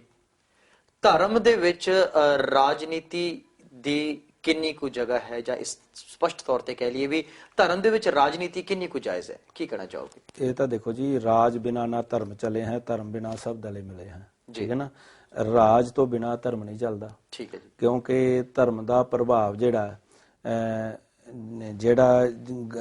ਗ੍ਰੰਥ ਤੇ ਪੰਥ, ਠੀਕ ਹੈ ਨਾ ਜੀ, ਅਸੀਂ ਗ੍ਰੰਥ ਤੇ ਪੰਥ ਨੂੰ ਹਮੇਸ਼ਾ ਆਪਣੇ ਸੀਨੇ ਨਾਲ ਲਾ ਕੇ ਰੱਖਣਾ। ਗੁਰੂ ਗ੍ਰੰਥ ਸਾਹਿਬ ਜੀ ਦੀ ਅਗਵਾਈ ਤੇ ਉਸ ਤੋਂ ਬਾਅਦ ਆਜ਼ਾਦੀ ਦਾ ਸੰਕਲਪ, ਇਹ ਸਾਡੇ ਮਨ ਮੰਦਰ ਦੇ ਵਿੱਚ ਰਹਿਣਾ ਚਾਹੀਦਾ। ਲੇਕਿਨ ਜਿਹੜੀ ਧਰਮ ਤੇ ਰਾਜਨੀਤੀ ਦਾ ਆਪਸੀ ਮੌਜੂਦਾ ਸਮੇਂ ਦੇ ਵਿੱਚ ਵਿਵਾਦ ਹੋ ਰਿਹਾ, ਉਹਦਾ ਕਾਰਨ ਇਹ ਆ ਕਿ ਜਿਹੜਾ ਧਰਮ ਹੈ ਸਾਡਾ, ਉਹਨੂੰ ਪਿੱਛੇ ਰੱਖ ਕੇ ਰਾਜਨੀਤੀ ਕੀਤੀ ਜਾ ਰਹੀ ਹੈ। ਅੱਗੇ ਕੀ ਹੁੰਦਾ ਸੀ? ਨੀਤੀ ਰਾਜ, ਨੀਤੀ ਦੇ ਨਾਲ ਰਾਜ ਕਰਨਾ ਤੇ ਧਰਮ ਦੀ ਅਧੀਨਗੀ ਦੇ ਵਿੱਚ ਕਰਨਾ। ਇਸੇ ਕਰਕੇ ਅਕਾਲ ਤਖਤ ਸਾਹਿਬ ਤੇ ਹਰਿਮੰਦਰ ਸਾਹਿਬ ਦਾ ਸੁਮੇਲ ਜਿਹੜਾ ਗੁਰੂ ਹਰਗੋਬਿੰਦ ਸਾਹਿਬ ਪਾਤਸ਼ਾਹ ਨੇ ਗੁਰੂ ਰਾਮਦਾਸ ਦੀ ਨਗਰੀ ਦੇ ਵਿੱਚ ਹਰਮੰਦਰ ਸਾਹਿਬ ਦੀ ਜਿਹੜੀ ਸਥਾਪਨਾ, ਇਹ ਆਪਣੇ ਆਪ ਵਿੱਚ ਸਿੱਖ ਕੌਮ ਨੂੰ ਇੱਕ ਉਹਨਾਂ ਗੱਲਾਂ ਵੱਲ ਹੀ ਇਸ਼ਾਰਾ ਕਰਦਾ। ਜੀ ਕਰਨੈਲ ਸਿੰਘ ਜੀ, ਇੱਥੇ ਇੱਕ ਗੱਲ ਬੜੀ ਸਾਹਮਣੇ ਹੋ ਕੇ ਆਉਂਦੀ ਹੈ ਕਿ SGPC ਜੋ ਕਿ ਸਾਡੀ ਸ਼੍ਰੋਮਣੀ ਗੁਰਦੁਆਰਾ ਪ੍ਰਬੰਧਕ ਕਮੇਟੀ ਹੈ, ਉਸ ਨੂੰ ਕਿਸੇ ਰਾਜਨੀਤਿਕ ਪਾਰਟੀ ਦੇ ਅਧੀਨ ਕਾਰਜ ਕਰਨਾ ਚਾਹੀਦਾ ਕਿ ਸੁਤੰਤਰ ਰੂਪ ਦੇ ਵਿੱਚ ਹੋ ਕੇ ਸਾਹਮਣੇ ਆਉਣਾ ਚਾਹੀਦਾ? ਇਹ ਇਸ ਤਰ੍ਹਾਂ ਹੈ ਕਿ ਜਿਹੜਾ ਸ਼੍ਰੋਮਣੀ ਅਕਾਲੀ ਦਲ ਤੇ ਸ਼੍ਰੋਮਣੀ ਗੁਰਦੁਆਰਾ ਪ੍ਰਬੰਧਕ ਕਮੇਟੀ, ਇਹ ਜਦੋਂ ਤੋਂ ਬਣੇ ਆ ਉਦੋਂ ਤੋਂ ਇਹਨਾਂ ਦਾ ਆਪਸ ਵਿੱਚ ਸੁਮੇਲ ਰਿਹਾ, ਇੱਕ ਦੂਜੇ ਤੋਂ ਕਦੀ ਵੀ ਲੱਗ ਨਹੀਂ ਰਹੇ। ਸ਼੍ਰੋਮਣੀ ਗੁਰਦੁਆਰਾ ਪ੍ਰਬੰਧਕ ਕਮੇਟੀ ਦਾ ਮੁੱਖ ਜਿਹੜਾ ਹੈਗਾ ਜ਼ਿੰਮੇਵਾਰੀ ਹੈ ਉਹ ਗੁਰਦੁਆਰਿਆਂ ਦਾ ਪ੍ਰਬੰਧ ਸੁਚਾਰੂ ਢੰਗ ਨਾਲ ਚਲਾਉਣਾ, ਤੇ ਜਿਹੜੀਆਂ ਸਿੱਖ ਕੌਮ ਨੂੰ ਸਮੱਸਿਆਵਾਂ ਨੇ, ਕਿਸੇ ਸਿੱਖ ਨੂੰ ਗੁਰੂ ਦੀ ਗੋਲਕ ਦੀ ਲੋੜ ਹੈ, ਜਿਵੇਂ ਆਪਾਂ ਕਹਿੰਦੇ ਆ ਨਾ ਕਿ ਗਰੀਬ ਦਾ ਮੂੰਹ ਤੇ ਗੁਰੂ ਦੀ ਗੋਲਕ, ਉਹ ਸੰਕਲਪ ਸੀ ਜਿਸ ਕਰਕੇ ਸ਼੍ਰੋਮਣੀ ਗੁਰਦੁਆਰਾ ਪ੍ਰਬੰਧਕ ਕਮੇਟੀ ਬਣਾਈ ਗਈ ਸੀ। ਲੇਕਿਨ ਮੌਜੂਦਾ ਸਮੇਂ ਦੇ ਵਿੱਚ ਜੇ ਅੱਜ ਕਮਜ਼ੋਰੀਆਂ ਆਈਆਂ ਹੈ ਜਾਂ ਜਿਹੜੇ ਹਾਲਾਤ ਬਣੇ ਨੇ, ਉਹਨਾਂ ਨੂੰ ਠੀਕ ਕਰਨ ਵਾਸਤੇ ਸਾਨੂੰ ਸਾਰਿਆਂ ਨੂੰ ਸਿਰ ਜੋੜਨਾ ਪਏਗਾ। ਸਾਨੂੰ ਸੋਚਣਾ ਪਵੇਗਾ ਕਿ ਜਿਸ ਮਕਸਦ ਲਈ ਸ਼੍ਰੋਮਣੀ ਗੁਰਦੁਆਰਾ ਪ੍ਰਬੰਧਕ ਕਮੇਟੀ ਬਣਾਈ ਹੈ, ਇਹ ਨਹੀਂ ਕਿ ਅਸੀਂ ਉਹ ਆਪਣੇ ਕੋਈ ਕਿਤੇ ਅਪਰਾਧੀ ਵੜ ਗਿਆ ਤੇ ਅਪਰਾਧੀ ਨੂੰ ਕਰਨ ਵਾਸਤੇ ਅਸੀਂ ਆਪਾਂ ਹੋਰ ਢੰਗ ਤਰੀਕੇ ਬਣਾ ਕੇ ਇੰਸਟੀਚਿਊਸ਼ਨ ਨੂੰ ਖਤਮ ਕਰ ਦਈਏ। ਅੱਜ ਸ਼੍ਰੋਮਣੀ ਗੁਰਦੁਆਰਾ ਪ੍ਰਬੰਧਕ ਕਮੇਟੀ ਨੂੰ ਸੰਭਾਲਣ ਦੀ ਲੋੜ ਹੈ, ਉਹਦੇ ਸੁਚਾਰੂ ਢੰਗ ਦੇ ਨਾਲ ਹੋਵੇ। ਇਸੇ ਕਰਕੇ ਅਸੀਂ ਸ਼੍ਰੋਮਣੀ ਗੁਰਦੁਆਰਾ ਪ੍ਰਬੰਧਕ ਕਮੇਟੀ ਦੀਆਂ ਚੋਣਾਂ ਵੀ ਲੜੀਆਂ। ਵੱਖਰੀ ਗੱਲ ਹੈ ਕਿ ਸਾਨੂੰ ਉਹਦੇ ਵਿੱਚ ਸਮਰਥਨ ਨਹੀਂ ਮਿਲ ਸਕਿਆ, ਆਉਣ ਵਾਲੇ ਸਮੇਂ 'ਚ ਫਿਰ ਕੋਸ਼ਿਸ਼ ਕਰਾਂਗੇ। ਲੇਕਿਨ ਸ਼੍ਰੋਮਣੀ ਗੁਰਦੁਆਰਾ ਪ੍ਰਬੰਧਕ ਕਮੇਟੀ ਆਪਣੇ ਆਪ ਵਿੱਚ ਸਿੱਖਾਂ ਦੀ ਪਾਰਲੀਮੈਂਟ ਹੈ। ਮੈਂ ਉਹਨੂੰ ਮਿੰਨੀ ਪਾਰਲੀਮੈਂਟ ਵੀ ਨਹੀਂ ਕਹਾਂਗਾ, ਉਹ ਸਿੱਖਾਂ ਦੀ ਪਾਰਲੀਮੈਂਟ ਹੈ। ਉਹਦੇ ਜਿਹੜੇ ਨੁਮਾਇੰਦੇ ਨੇ ਉਹ ਸਿੱਖਾਂ ਦੇ ਹੱਕਾਂ ਹਕੂਕਾਂ ਦੀ ਅਗਵਾਈ ਕਰਦੇ ਨੇ। ਲੇਕਿਨ ਮੌਜੂਦਾ ਸਮੇਂ ਦੇ ਵਿੱਚ ਜੇ ਕਮਜ਼ੋਰੀਆਂ ਆਈਆਂ ਤਾਂ ਸਿਸਟਮ ਨੂੰ ਅਸੀਂ ਬਦਲ ਸਕਦੇ ਹਾਂ। ਉਹਦੇ ਵਿੱਚ ਜੋ ਵੀ ਸਾਡੇ ਕੋਲ ਹੱਕ ਹਕੂਕ ਮਿਲੇ ਆ ਕਾਨੂੰਨੀ ਪੱਧਰ ਤੇ, ਅਸੀਂ ਉਹਨਾਂ ਨੂੰ ਆਪਾਂ ਇਸਤੇਮਾਲ ਕਰਨਾ ਚਾਹੀਦਾ। ਜੀ ਬਿਲਕੁਲ। ਹਾਂਜੀ ਕਰਨੈਲ ਸਿੰਘ ਜੀ, ਜਿਵੇਂ ਕਿ 2017 ਦੇ ਵਿੱਚ ਆਉਣ ਵਾਲੇ ਸਮੇਂ ਦੇ ਵਿੱਚ ਇਲੈਕਸ਼ਨ ਆ ਰਿਹਾ ਹੈ, ਸੂਬੇ ਦੀ ਸਰਕਾਰ ਜਿਹੜੀ ਹੈ ਬਣ ਕੇ ਸਾਹਮਣੇ ਆਏਗੀ। ਇਸ ਵੇਲੇ ਤਿੰਨ ਸਰਕਾਰਾਂ ਦਾ ਬੜਾ ਪਾਰਟੀਆਂ ਦਾ ਜਿਹੜਾ ਬੜਾ ਜ਼ੋਰ ਹੈ, ਕਾਂਗਰਸ ਹੈ, ਬੀਜੇਪੀ ਅਕਾਲੀ ਦਲ ਦਾ ਗਠਬੰਧਨ ਹੈ, ਔਰ ਇੱਕ ਨਵੀਂ ਜਿਹੜੀ ਪਾਰਟੀ ਹੈ ਆਪ ਪਾਰਟੀ ਜਿਹੜੀ ਹੈ ਉਹ ਹੋਂਦ ਵਿੱਚ ਆਈ ਹੈ। ਕੀ ਲੱਗਦਾ ਹੈ ਵੀ ਆਉਣ ਵਾਲੇ ਸਮੇਂ ਦੇ ਵਿੱਚ ਕਿਸ ਪਾਰਟੀ ਦਾ ਪਲੜਾ ਜਿਹੜਾ ਹੈ ਉਹ ਭਾਰੀ ਹੋਏਗਾ ਔਰ ਬਹੁਮਤ ਦੇ ਨਾਲ ਜਿੱਤ ਪ੍ਰਾਪਤ ਕਰਕੇ ਸਮਾਜ ਅਤੇ ਸੰਗਤਾਂ ਦੀ ਸੇਵਾ ਦੇ ਲਈ ਸਾਹਮਣੇ ਆਏਗੀ? ਅਸੀਂ ਤਾਂ ਦੇਖੋ ਜੀ, ਸਾਡੇ ਮਨ ਦੀ ਤਾਂ ਇਹੋ ਹੀ ਆਸ ਹੈ ਤੇ ਉਸ ਵਾਸਤੇ ਅਸੀਂ ਹਰ ਵਕਤ ਕੰਮ ਕਰਦੇ ਹਾਂ ਕਿ ਜਿਵੇਂ ਇੱਕ ਆਮ ਆਦਮੀ ਪਾਰਟੀ ਦਾ ਗੱਲ ਕੀਤਾ ਗਿਆ ਨਾ, ਆਮ ਸਿੱਖ ਦੀ ਆਵਾਜ਼ ਕਿਵੇਂ ਬੁਲੰਦ ਹੋਵੇਗੀ, ਆਮ ਸਿੱਖ ਆਪਣੇ ਹੱਕਾਂ ਹਕੂਕਾਂ ਪ੍ਰਤੀ ਕਿਵੇਂ ਦ੍ਰਿੜਤਾ ਨਾਲ ਪੈਦਾ ਕਰ ਲਏਗਾ। ਉਹਨਾਂ ਨੇ ਤਾਂ ਕਿਹਾ ਕਿ ਆਮ ਆਦਮੀ, ਅਸੀਂ ਆਮ ਸਿੱਖ ਦੀ ਗੱਲ ਕਰਦੇ ਹਾਂ। ਆਮ ਜਿਹੜੇ ਸਾਡੇ ਕਿਸਾਨ ਵਰਗੇ, ਪੰਜਾਬ ਕਿਸਾਨੀ ਦਾ ਖੇਤਰ ਹੈ ਔਰ ਇੱਥੇ ਕਿਸਾਨ ਖੁਦਕਸ਼ੀਆਂ ਕਰ ਰਹੇ ਨੇ। ਇੱਥੋਂ ਦਾ ਜਿਹੜਾ ਮਾਹੌਲ ਜਿਹੜਾ ਉਹ ਇਸ ਤਰ੍ਹਾਂ ਦਾ ਹੋਇਆ ਪਿਆ ਕਿ ਇੱਥੇ ਇਨਵੈਸਟਰ ਜਿਹੜੇ ਉਹ ਭੱਜ ਰਹੇ ਨੇ। ਤਾਂ ਇਹ ਜਿਹੜਾ ਮਾਹੌਲ ਇਹਨੂੰ ਠੀਕ ਕਰਨ ਵਾਸਤੇ ਅਸੀਂ ਜਾਗਰਤੀ ਮੁਹਿੰਮ ਜਿਹੜੀ ਹੈ ਉਹ ਸ਼ੁਰੂ ਕੀਤੀ ਹੋਈ ਹੈ ਤੇ ਸਾਡੀ ਕੋਸ਼ਿਸ਼ ਹੈ ਕਿ ਅਸੀਂ ਕਿਸੇ ਦੀਆਂ ਫੌੜੀਆਂ ਵੱਲ ਵੇਖਣ ਦੀ ਬਜਾਏ ਅਸੀਂ ਮਜ਼ਬੂਤੀ ਦੇ ਨਾਲ ਆਪ ਵੇਖੀਏ ਕਿ ਇਸ ਨੂੰ ਅਸੀਂ ਕਿਵੇਂ ਲੈਣਾ। ਯਾਨੀ ਕਿਤੇ ਨਾ ਕਿਤੇ ਇੱਕ ਇਸ਼ਾਰਾ ਜਿਹੜਾ ਹੈ ਉਹ ਆਮ ਆਦਮੀ ਪਾਰਟੀ ਵੱਲ ਨਹੀਂ, ਅਸੀਂ ਦੇਖੋ ਸਾਡਾ ਇਸ਼ਾਰਾ ਇਹ ਆ ਕਿ ਅਸੀਂ ਬਗਾਨੀਆਂ ਟੋਪੀਆਂ ਨੂੰ ਵੇਖਣ ਦੀ ਬਜਾਏ ਅਸੀਂ ਆਪਣਾ ਜਿਹੜਾ ਸਾਡਾ ਸਿੱਖੀ ਚਿਹਰਾ ਮੋਹਰਾ ਹੈ, ਅਸੀਂ ਉਹਦੇ ਵਿੱਚ ਅਸੀਂ ਕਿਉਂ ਨਹੀਂ ਇਲੈਕਸ਼ਨ ਦੇ ਵਿੱਚ ਆ ਸਕਦੇ, ਅਸੀਂ ਉਹ ਲੜਾਈ ਨੂੰ ਕਿਉਂ ਨਹੀਂ ਜਿੱਤ ਸਕਦੇ, ਅਸੀਂ ਉਸ ਤਰ੍ਹਾਂ ਦਾ ਮਾਹੌਲ ਪੰਜਾਬ ਦੇ ਵਿੱਚ ਕਿਉਂ ਨਹੀਂ ਪੈਦਾ ਕਰ ਸਕਦੇ। ਪੰਜਾਬ ਦੇ ਵਿੱਚ ਆਮ ਆਦਮੀ ਪਾਰਟੀ ਕੱਲਾ ਪੰਜਾਬ ਨੂੰ ਫੋਕਸ ਕਰ ਰਹੀ ਹੈ। ਹਰਿਆਣੇ ਦੇ ਇਲੈਕਸ਼ਨ ਹੋਏ ਉੱਥੇ ਨਹੀਂ ਹੋ ਗਏ, ਮਹਾਰਾਸ਼ਟਰ ਦੇ ਵਿੱਚ ਹੋਣੇ ਇਲੈਕਸ਼ਨ ਉੱਥੇ ਨਹੀਂ ਗਏ, ਬਿਹਾਰ ਦੇ ਵਿੱਚ ਇਲੈਕਸ਼ਨ ਹੋਏ ਉੱਥੇ, ਪੰਜਾਬ ਨੂੰ ਕਿਉਂ ਕੇਂਦਰਿਤ ਕਰ ਰਿਹਾ। ਸੋ ਅਸੀਂ ਪੰਜਾਬ ਨੂੰ ਆਪ ਵੇਖਣਾ ਔਰ ਪੰਜਾਬ ਦੇ ਰਾਜ ਭਾਗ ਨੂੰ ਕਿਵੇਂ ਪ੍ਰਾਪਤ ਕਰ ਸਕਦੇ ਹਾਂ, ਉਸ ਵਾਸਤੇ ਅਸੀਂ ਆਪਣਾ ਜੋ ਵੀ ਰਾਜਨੀਤੀ ਹੈਗੀ ਹੈ ਉਹਦਾ ਜੁਗਾੜਬੰਦੀ ਅਸੀਂ ਕਰ ਰਹੇ ਹਾਂ। ਜੀ ਕਰਨੈਲ ਸਿੰਘ ਜੀ, ਇੱਕ ਮੈਂ ਸਵਾਲ ਤੁਹਾਡੇ ਨਾਲ ਜਾਤੀ ਰੂਪ ਦੇ ਵਿੱਚ ਕਰਨਾ ਚਾਹਾਂਗਾ ਕਿ ਇਸ ਪੂਰੀ ਗੱਲ ਦੇ ਵਿੱਚ ਕਿਤੇ ਨਾ ਕਿਤੇ ਜਿਹੜਾ ਮੈਨੂੰ ਆਭਾਸ ਹੋਇਆ, ਮੈਂ ਉਹਦਾ ਸਪਸ਼ਟੀਕਰਨ ਚਾਹਾਂਗਾ। ਕਿਤੇ ਇਸ ਪੂਰੀ ਗੱਲ ਦੇ ਵਿੱਚ ਇਹ ਤਾਂ ਨਹੀਂ ਕਿ ਤੁਸੀਂ ਕੋਈ ਆਜ਼ਾਦ ਉਮੀਦਵਾਰ ਦੇ ਵਿੱਚ ਸਾਹਮਣੇ ਆਉਣਾ ਚਾਹੁੰਦੇ ਹੋਵੋ, ਕਿਉਂਕਿ ਤੁਹਾਡੇ ਮਗਰ ਕਾਫੀ ਫਾਲੋਅਰਸ ਨੇ, ਸਿੱਖ ਸਟੂਡੈਂਟ ਫੈਡਰੇਸ਼ਨ ਦੇ ਤੁਸੀਂ ਮੁਖੀ ਹੈਗੇ ਹੋ ਔਰ ਉਸ ਤੋਂ ਇਲਾਵਾ ਹੋਰ ਸੰਸਥਾ ਜਿਹੜੀ ਤੁਸੀਂ ਹੈਗੇ ਉਹ ਚਲਾ ਰਹੇ ਹੋ ਔਰ ਤੁਹਾਡੇ ਕਾਫੀ ਜਿਹੜੇ ਫਾਲੋਅਰਸ ਹੈਗੇ ਨੇ ਤੁਹਾਡੇ ਨਾਲ ਨੇ, ਤੇ ਕਿਤੇ ਨਾ ਕਿਤੇ ਮਨ ਦੇ ਵਿੱਚ ਇਹ ਤਾਂ ਨਹੀਂ ਹੈਗਾ ਵੀ ਆਉਣ ਵਾਲੇ ਇਲੈਕਸ਼ਨ ਦੇ ਵਿੱਚ ਤੁਸੀਂ ਇੱਕ ਆਜ਼ਾਦ ਉਮੀਦਵਾਰ ਬਣ ਕੇ ਸਾਹਮਣੇ ਆਓ, ਚਾਹੇ ਉਹ ਸਿੱਖ ਕੌਮ ਦੀ ਸੇਵਾ ਦੇ ਲਈ ਹੋਵੇ ਚਾਹੇ ਸਮਾਜ ਦੀ ਸੇਵਾ ਦੇ ਲਈ? ਨਹੀਂ, ਉਹ ਦੇਖੋ ਜੀ, ਆਲ ਇੰਡੀਆ ਸਿੱਖ ਸਟੂਡੈਂਟਸ ਫੈਡਰੇਸ਼ਨ ਹੈ, ਅਸੀਂ ਉਹਨੂੰ ਰਾਜਨੀਤਿਕ ਪਾਰਟੀ ਵਜੋਂ ਪਹਿਲਾਂ ਹੀ ਰਜਿਸਟਰਡ ਕਰ ਚੁੱਕੇ ਹਾਂ ਤੇ ਜੋ ਵੀ ਅਸੀਂ ਫੈਸਲਾ ਕਰਾਂਗੇ ਉਹ ਆਪਣੀ ਸੰਸਥਾ ਦੇ ਵਿੱਚ, ਆਪਣੀ ਜਥੇਬੰਦੀ ਦੇ ਵਿੱਚ ਸਾਰਿਆਂ ਨਾਲ ਸਲਾਹ ਮਸ਼ਵਰਾ ਕਰਕੇ ਕਰਾਂਗੇ ਤੇ ਉਹ ਇੱਕ ਪੂਰੀ ਪਾਰਟੀ ਦੇ ਰੂਪ ਵਿੱਚ ਕਰਾਂਗੇ ਤੇ ਉਹ ਸਾਡਾ ਫੈਸਲਾ ਜਿਹੜਾ ਉਹ ਪੰਜਾਬ ਦੇ ਹਿੱਤਾਂ ਵਾਸਤੇ ਹੋਵੇ, ਕੌਮ ਦੀ ਬਿਹਤਰੀ ਵਾਸਤੇ ਹੋਵੇ ਤੇ ਅਸੀਂ ਕਿਸੇ ਦੇ ਪਛਲੱਗ ਬਣ ਕੇ ਨਹੀਂ, ਉਸ ਦੇ ਵਿੱਚ ਇੱਕ ਧਿਰ ਦੇ ਰੂਪ ਦੇ ਵਿੱਚ ਆਪਣੀ ਜੁਆਇਨਿੰਗ ਕਰਾਂਗੇ ਔਰ ਉਹਦੇ ਵਿੱਚ ਅਸੀਂ ਆਪਣਾ ਰੋਲ ਅਦਾ ਕਰਾਂਗੇ। ਜੀ ਬਿਲਕੁਲ। ਕਰਨੈਲ ਸਿੰਘ ਜੀ, ਇੱਕ ਮੈਂ ਸਵਾਲ ਤੁਹਾਡੇ ਨਾਲ ਹੋਰ ਕਰਨਾ ਚਾਹਾਂਗਾ।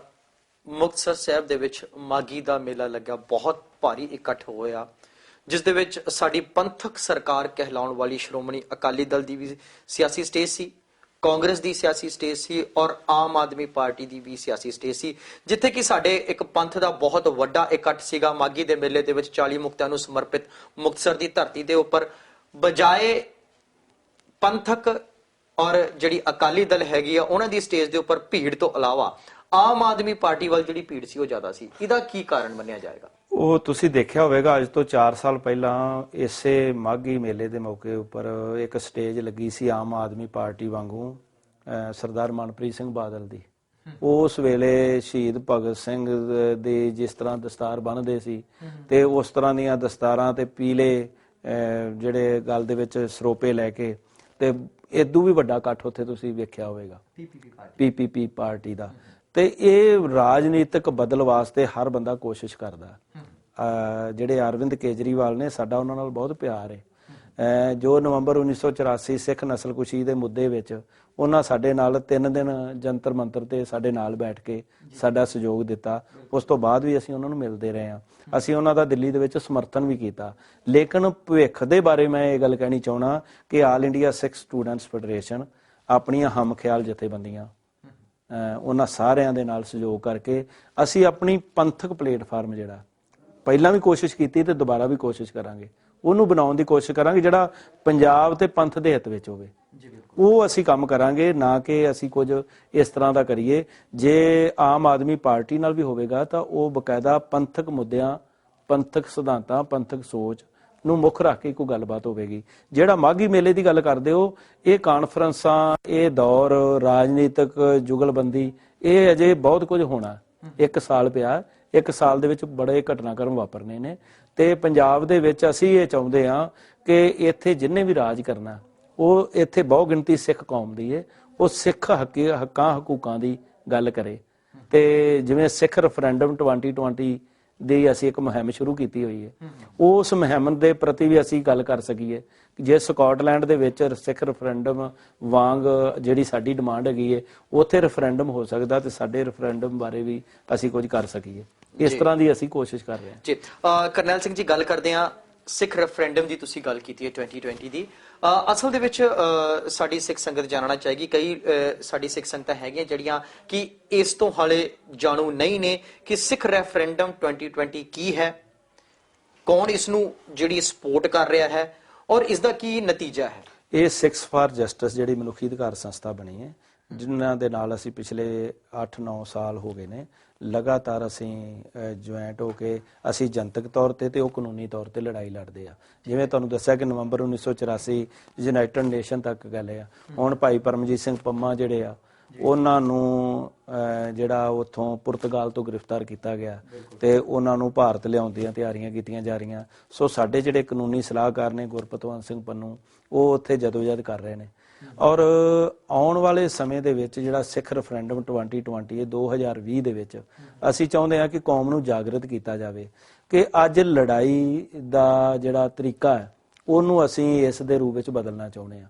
ਕਿਉਂਕਿ ਮਾਨ ਸਾਹਿਬ ਵੀ ਆਪਣੀ ਇੱਕ ਗੱਲ ਕਰ ਰਹੇ ਆ ਕਿ ਆਜ਼ਾਦੀ ਦੀ, ਸ਼੍ਰੋਮਣੀ ਅਕਾਲੀ ਦਲ ਪੰਚ ਪ੍ਰਧਾਨੀ ਜਿਨ੍ਹਾਂ ਦੇ ਬਾਰੇ ਤੁਸੀਂ ਕਿਹਾ, ਮੇਰੇ ਭਾਈ ਦਲਜੀਤ ਸਿੰਘ ਬਿੱਟੂ ਨਾਲ ਬੜੇ ਚੰਗੇ ਸੰਬੰਧ ਨੇ, ਬੜਾ ਪਿਆਰ ਹੈ। ਪਿਛਲੇ ਦਿਨੀ ਉਹਨਾਂ ਨਾਲ ਬੈਠ ਕੇ ਮੁਲਾਕਾਤਾਂ ਹੋਈਆਂ, ਮਾਨ ਸਾਹਿਬ ਨਾਲ। ਜਿੰਨੇ ਵੀ ਪੰਥਕ ਖੇਤਰ ਦੇ ਵਿੱਚ ਸੁਹਿਰਦ ਲੋਕ ਨੇ ਉਹ ਸਾਰਿਆਂ ਨੂੰ ਇੱਕ ਪਲੇਟਫਾਰਮ ਤੇ ਇਕੱਠਿਆਂ ਕਰਕੇ ਕਿ ਜਿਹੜੀ ਸਾਡੀ ਹੱਕਾਂ ਹਕੂਕਾਂ ਦੀ ਡਿਮਾਂਡ ਹੈ ਕਿ ਅਸੀਂ ਚਾਹੁੰਦੇ ਹਾਂ ਕਿ ਇੰਡੀਆ ਦੇ ਅੰਦਰ ਜਿਹੜਾ ਸਾਡੇ ਨਾਲ ਵਾਅਦਾ ਪੰਡਿਤ ਜਵਾਹਰ ਲਾਲ ਨਹਿਰੂ ਨੇ, ਮਹਾਤਮਾ ਗਾਂਧੀ ਨੇ ਤੇ ਉਸ ਵੇਲੇ ਦੀ ਲੀਡਰਸ਼ਿਪ ਨੇ ਕੀਤਾ ਸੀ ਆਜ਼ਾਦੀ ਤੋਂ ਪਹਿਲਾਂ ਕਿ ਪੰਜਾਬੀਆਂ ਨੂੰ, ਸਿੱਖਾਂ ਨੂੰ ਇੱਕ ਅਜਿਹਾ ਖਿੱਤਾ ਦਿੱਤਾ ਜਾਵੇਗਾ ਜਿੱਥੇ ਸਿੱਖ ਆਜ਼ਾਦੀ ਦਾ ਨਿੱਘ ਮਾਣ ਸਕਣ। ਕੀ ਅਸੀਂ ਮੌਜੂਦਾ ਸਮੇਂ 'ਚ ਆਜ਼ਾਦੀ ਦਾ ਨਿੱਘ ਮਾਣ ਰਹੇ ਹਾਂ ਕਿ ਗੁਲਾਮਾਂ ਵਾਂਗ ਰਹਿ ਰਹੇ ਹਾਂ? ਉਹਨਾਂ ਹਾਲਾਤਾਂ ਨੂੰ ਲੋਕਾਂ ਪ੍ਰਤੀ ਜਾਗਰੂਕ ਕਰਕੇ ਇੱਕ ਅਸੀਂ ਮੀਡੀਆ ਕੈਂਪੇਨ ਸ਼ੁਰੂ ਕੀਤੀ ਹੋਈ ਹੈ, ਲੋਕਾਂ ਨੂੰ ਜਾਗਰਤ ਕਰ ਰਹੇ ਹਾਂ ਕਿ ਕੋਈ ਹਊਆ ਨਹੀਂ, ਕੋਈ ਵੀ ਮਨੁੱਖ ਜਿਹੜਾ ਉਹਨੂੰ ਧੱਕੇ ਨਾਲ ਕਿਤੇ ਵੀ ਰੱਖਿਆ ਨਹੀਂ ਜਾ ਸਕਦਾ। ਲੇਕਿਨ ਉਹਨਾਂ ਦੀ ਕੌਮ ਨੂੰ ਇਹ ਦੱਸਿਆ ਤਾਂ ਜਾਵੇ ਨਾ ਕਿ ਅਸੀਂ ਆਜ਼ਾਦੀ ਕਿਹਨਾਂ ਨੂੰ ਲੈ ਕੇ ਦੇਣਾ ਚਾਹੁੰਦੇ ਹਾਂ, ਕਿ ਕੌਮ ਸਾਡੀ ਉਸ ਲਈ ਮੈਂਟਲੀ ਪ੍ਰਪੇਅਰਡ ਹੈਗੀ ਹੈ, ਤਿਆਰ ਵੀ ਹੈਗੀ ਹੈ। ਕੌਮ ਚਾਹੁੰਦੀ ਹੈ ਕਿ ਸਾਡਾ ਇੱਕ ਆਪਣਾ ਘਰ ਹੋਵੇ, ਆਪਣਾ ਦੇਸ਼ ਹੋਵੇ, ਆਪਣਾ ਸਿਧਾਂਤ, ਆਪਣੀ ਸੋਚ ਨੂੰ ਜਿੱਥੇ ਹੀ ਲਾਗੂ ਕਰ ਸਕੀਏ। ਸੋ ਅਸੀਂ ਪਿਛਲੇ 31 ਸਾਲਾਂ ਤੋਂ ਮੈਂ ਸਮਝਣਾ ਕਿ ਨਾਅਰੇ ਅਸੀਂ ਬਹੁਤ ਲਾ ਲਏ, ਗਾਂਹ ਵੀ ਲੱਗਦੇ ਰਹਿਣਗੇ। ਨਾਅਰਾ ਇੱਕ ਜਜ਼ਬਾਤ ਨੂੰ ਕਾਇਮ ਕਰਨ ਵਾਸਤੇ ਹੁੰਦਾ, ਨਾਅਰਾ ਇੱਕ ਜਦੋਂ ਕੋਈ ਸੰਘਰਸ਼ ਲੜਿਆ ਜਾਂਦਾ, ਜੰਗ ਲੜੀ ਜਾਂਦੀ ਹੈ, ਉਸ ਵੇਲੇ ਹਰ ਫੌਜ ਦਾ ਇੱਕ ਨਾਅਰਾ ਹੁੰਦਾ। ਲੇਕਿਨ ਨਾਅਰੇ ਨੂੰ ਜੇ ਅਸੀਂ ਇਕੱਲਾ ਇਹ ਇਸਤੇਮਾਲ ਕਰਕੇ ਤੇ ਅਸੀਂ ਕਹੀਏ ਕਿ ਦਿਨ ਬਾਹਰ ਵੇਖੀਏ ਨਾ, ਅਸੀਂ ਕਹੀਏ ਕਿ ਰਾਤ ਹੈ, ਤੇ ਬਾਹਰ ਵੇਖਣਾ ਪਏਗਾ ਸਾਨੂੰ ਕਿ ਬਾਹਰ ਰਾਤ ਪੈ ਚੁੱਕੀ ਹੈ। ਤਾਂ ਜੇ ਇਹਦਾ ਸੂਰਜ ਕਿਵੇਂ ਉੱਗਣਾ, ਨਵਾਂ ਸੂਰਜ ਉੱਗੇਗਾ, ਨਵਾਂ ਆਗਾਜ਼ ਹੋਵੇਗਾ, ਇੱਕ ਨਵੀਂ ਸਵੇਰ ਕਿਵੇਂ ਆਵੇਗੀ। ਉਹ ਨਵੀਂ ਸਵੇਰ ਨੂੰ ਲਿਆਉਣ ਵਾਸਤੇ ਸਾਨੂੰ ਇੱਕ ਦ੍ਰਿੜਤਾ ਦੇ ਨਾਲ ਰਾਜਨੀਤਿਕ ਉਸ ਪੱਧਰ ਦੀ ਸੋਚ ਹੋਵੇ ਕਿ ਜਦੋਂ ਵੀ ਕੋਈ ਦੇਸ਼ ਦੀ ਗੱਲ ਚੱਲੇਗੀ ਤਾਂ ਕਿਸ ਪੱਧਰ ਤੇ ਹੋਵੇਗੀ, ਕਿਹੋ ਜਿਹਾ ਪਲੇਟਫਾਰਮ ਹੋਵੇਗਾ, ਕਿ ਉਹ ਕੌਣ ਲੋਕ ਹੋਣਗੇ ਜਿਨ੍ਹਾਂ ਦੇ ਨਾਲ ਉਹ ਗੱਲ ਕਰਨਗੇ। ਕੀ ਅਸੀਂ ਉਹੋ ਜਿਹੀ ਸਿੱਖ ਲੀਡਰਸ਼ਿਪ ਪ੍ਰੋਵਾਈਡ ਕਰ ਚੁੱਕੇ ਹਾਂ ਕਿ ਜਿਨ੍ਹਾਂ ਦੇ ਨਾਲ ਯੂਨਾਈਟਿਡ ਨੇਸ਼ਨ ਦੇ ਲੋਕ ਆਣ ਕੇ ਗੱਲ ਕਰਨਗੇ, ਜਾਂ ਇੰਡੀਆ ਦੇ ਉੱਪਰ ਕੋਈ ਦਬਾਅ ਬਣਦਾ, ਉਹ ਕਹਿੰਦਾ ਹੈ ਕਿ ਹਾਂ ਜੀ ਮੈਂ ਗੱਲ ਕਰਨ ਲਈ ਤਿਆਰ ਹਾਂ, ਸਿੱਖਾਂ ਨਾਲ ਬਹੁਤ ਸਾਰੀਆਂ ਬੇਇਨਸਾਫੀਆਂ ਹੋਈਆਂ ਨੇ, ਚਲੋ ਜੀ ਮੈਂ ਟੇਬਲ ਟਾਕ ਕਰਦਾ। ਕੋਈ ਵੀ ਤਰੀਕਾ ਹੈ, ਜਦੋਂ ਵੀ ਕੋਈ ਲੜਾਈ ਲੜੀ ਜਾਂਦੀ ਟੈਂਕਾਂ ਤੋਪਾਂ ਦੇ ਨਾਲ ਵੀ, ਉਸ ਤੋਂ ਬਾਅਦ ਵੀ ਟੇਬਲ ਟਾਕ ਹੁੰਦੀ ਹੈ। ਉਹ ਜਿਹੜੀ ਗੱਲਬਾਤ ਹੋਵੇ, ਉਦੋਂ ਅਸੀਂ ਇੱਕ ਇਹੋ ਜਿਹੀ ਸੁਚੱਜੀ ਲੀਡਰਸ਼ਿਪ ਸਾਡੇ ਕੋਲ ਹੈਗੀ ਜਿਹੜੀ ਉਸ ਵੇਲੇ ਬੈਠ ਕੇ ਗੱਲ ਕਰੇ। ਉਹਦੇ ਵਾਸਤੇ ਰੈਫਰੈਂਡਮ ਜਿਹੜਾ ਬੜਾ ਜ਼ਰੂਰੀ ਹੈ। ਰੈਫਰੈਂਡਮ ਹੋਵੇ, ਕੌਮ ਦਾ ਇੱਕ ਦਿਲ ਦੀ ਗੱਲ ਜਿਹੜੀ ਬੁੱਝੀ ਜਾਵੇ ਕਿ ਉਹ ਵਾਕਈ ਚਾਹੁੰਦੇ ਨੇ ਕਿ ਅਸੀਂ ਇਹ ਕਰਨਾ, ਤਾਂ ਉਹ ਉਸ ਵਾਸਤੇ ਅਸੀਂ ਸਿੱਖ ਰੈਫਰੈਂਡਮ ਜਿਹੜਾ ਕਰਾਉਣ ਲਈ ਇੱਕ ਮਤਾ ਰੱਖਿਆ, ਜਿਹਨੂੰ 2020 ਦੇ ਵਿੱਚ ਅਸੀਂ ਪੂਰਾ ਕਰਨਾ ਚਾਹੁੰਦੇ ਜੀ। ਪੂਰਾ ਸਾਲ ਬੀਤਣ ਤੇ ਆ ਗਿਆ, ਯਾਨੀ ਕਿ ਸਾਲ ਤੋਂ ਉੱਪਰ ਹੀ ਹੋ ਗਿਆ ਸਿੱਖ ਰੈਫਰੈਂਡਮ ਨੂੰ ਐਲਾਨਿਆ ਹੋਏ। ਹੁਣ ਤੱਕ ਇਸ ਰੈਫਰੈਂਡਮ ਨੂੰ ਲੈ ਕੇ ਕਿੰਨੀ ਕੁ ਕਾਮਯਾਬੀ ਜਾਂ ਕਿੰਨੀ ਕੁ ਸਫਲਤਾ ਜਿਹੜੀ ਹੈ ਆਪ ਮਹਿਸੂਸ ਕਰਦੇ ਹੋ? ਦੇਖੋ, ਅਸੀਂ ਪਿਛਲੇ ਦਿਨੀ ਜਦੋਂ ਮਾਰਚ ਕੱਢਿਆ ਆਪਣੇ 10 ਦਸੰਬਰ ਨੂੰ, ਵਿਸ਼ਵ ਮਨੁੱਖੀ ਅਧਿਕਾਰ ਦਿਵਸ ਹੁੰਦਾ, ਪੂਰੀ ਦੁਨੀਆ 'ਚ ਮਨਾਇਆ ਜਾਂਦਾ, ਤੇ ਅਸੀਂ ਅੰਮ੍ਰਿਤਸਰ ਸਾਹਿਬ ਦੀ ਪਵਿੱਤਰ ਧਰਤੀ ਦੇ ਉੱਪਰ ਉਹ ਮਾਰਚ ਕੱਢਿਆ। ਔਰ ਉਸ ਦੇ ਵਿੱਚ ਅਸੀਂ ਜਿਹੜੀ ਇਹ ਗੱਲ ਕੀਤੀ ਤਾਂ ਉਹਦੇ ਵਿੱਚ ਲੋਕਾਂ ਦਾ ਬੜਾ ਵੱਡਾ ਸਮਰਥਨ ਸੀ। ਪਰ ਜਿਵੇਂ ਤੁਸੀਂ ਕਿਹਾ ਕਿ ਅਜੇ ਬਹੁਤ ਲੋਕਾਂ ਨੂੰ ਇਸ ਗੱਲ ਦੀ ਸਮਝ ਨਹੀਂ ਕਿ ਰੈਫਰੈਂਡਮ ਕਿਵੇਂ ਹੋਵੇਗਾ, ਕੌਣ ਕਰਾਏਗਾ, ਤੇ ਇਹਦਾ ਕੀ ਹੈਗਾ, ਧਰਾਤਲ ਕੀ ਹੈ। ਉਹ ਸਾਰੀਆਂ ਗੱਲਾਂ ਸਮਝਾਉਣ ਵਾਸਤੇ ਜਿਹੜਾ ਬਾਕੀ ਦਾ ਸਮਾਂ ਸਾਡੇ ਕੋਲ, ਉਸ ਨੂੰ ਅਸੀਂ ਉਹਦੇ ਵਿੱਚ ਕਰਨਾ। 4 ਸਾਲ ਅਸੀਂ ਉਹਦੇ ਉੱਤੇ ਲੈ ਕੇ ਜਾਣਾ।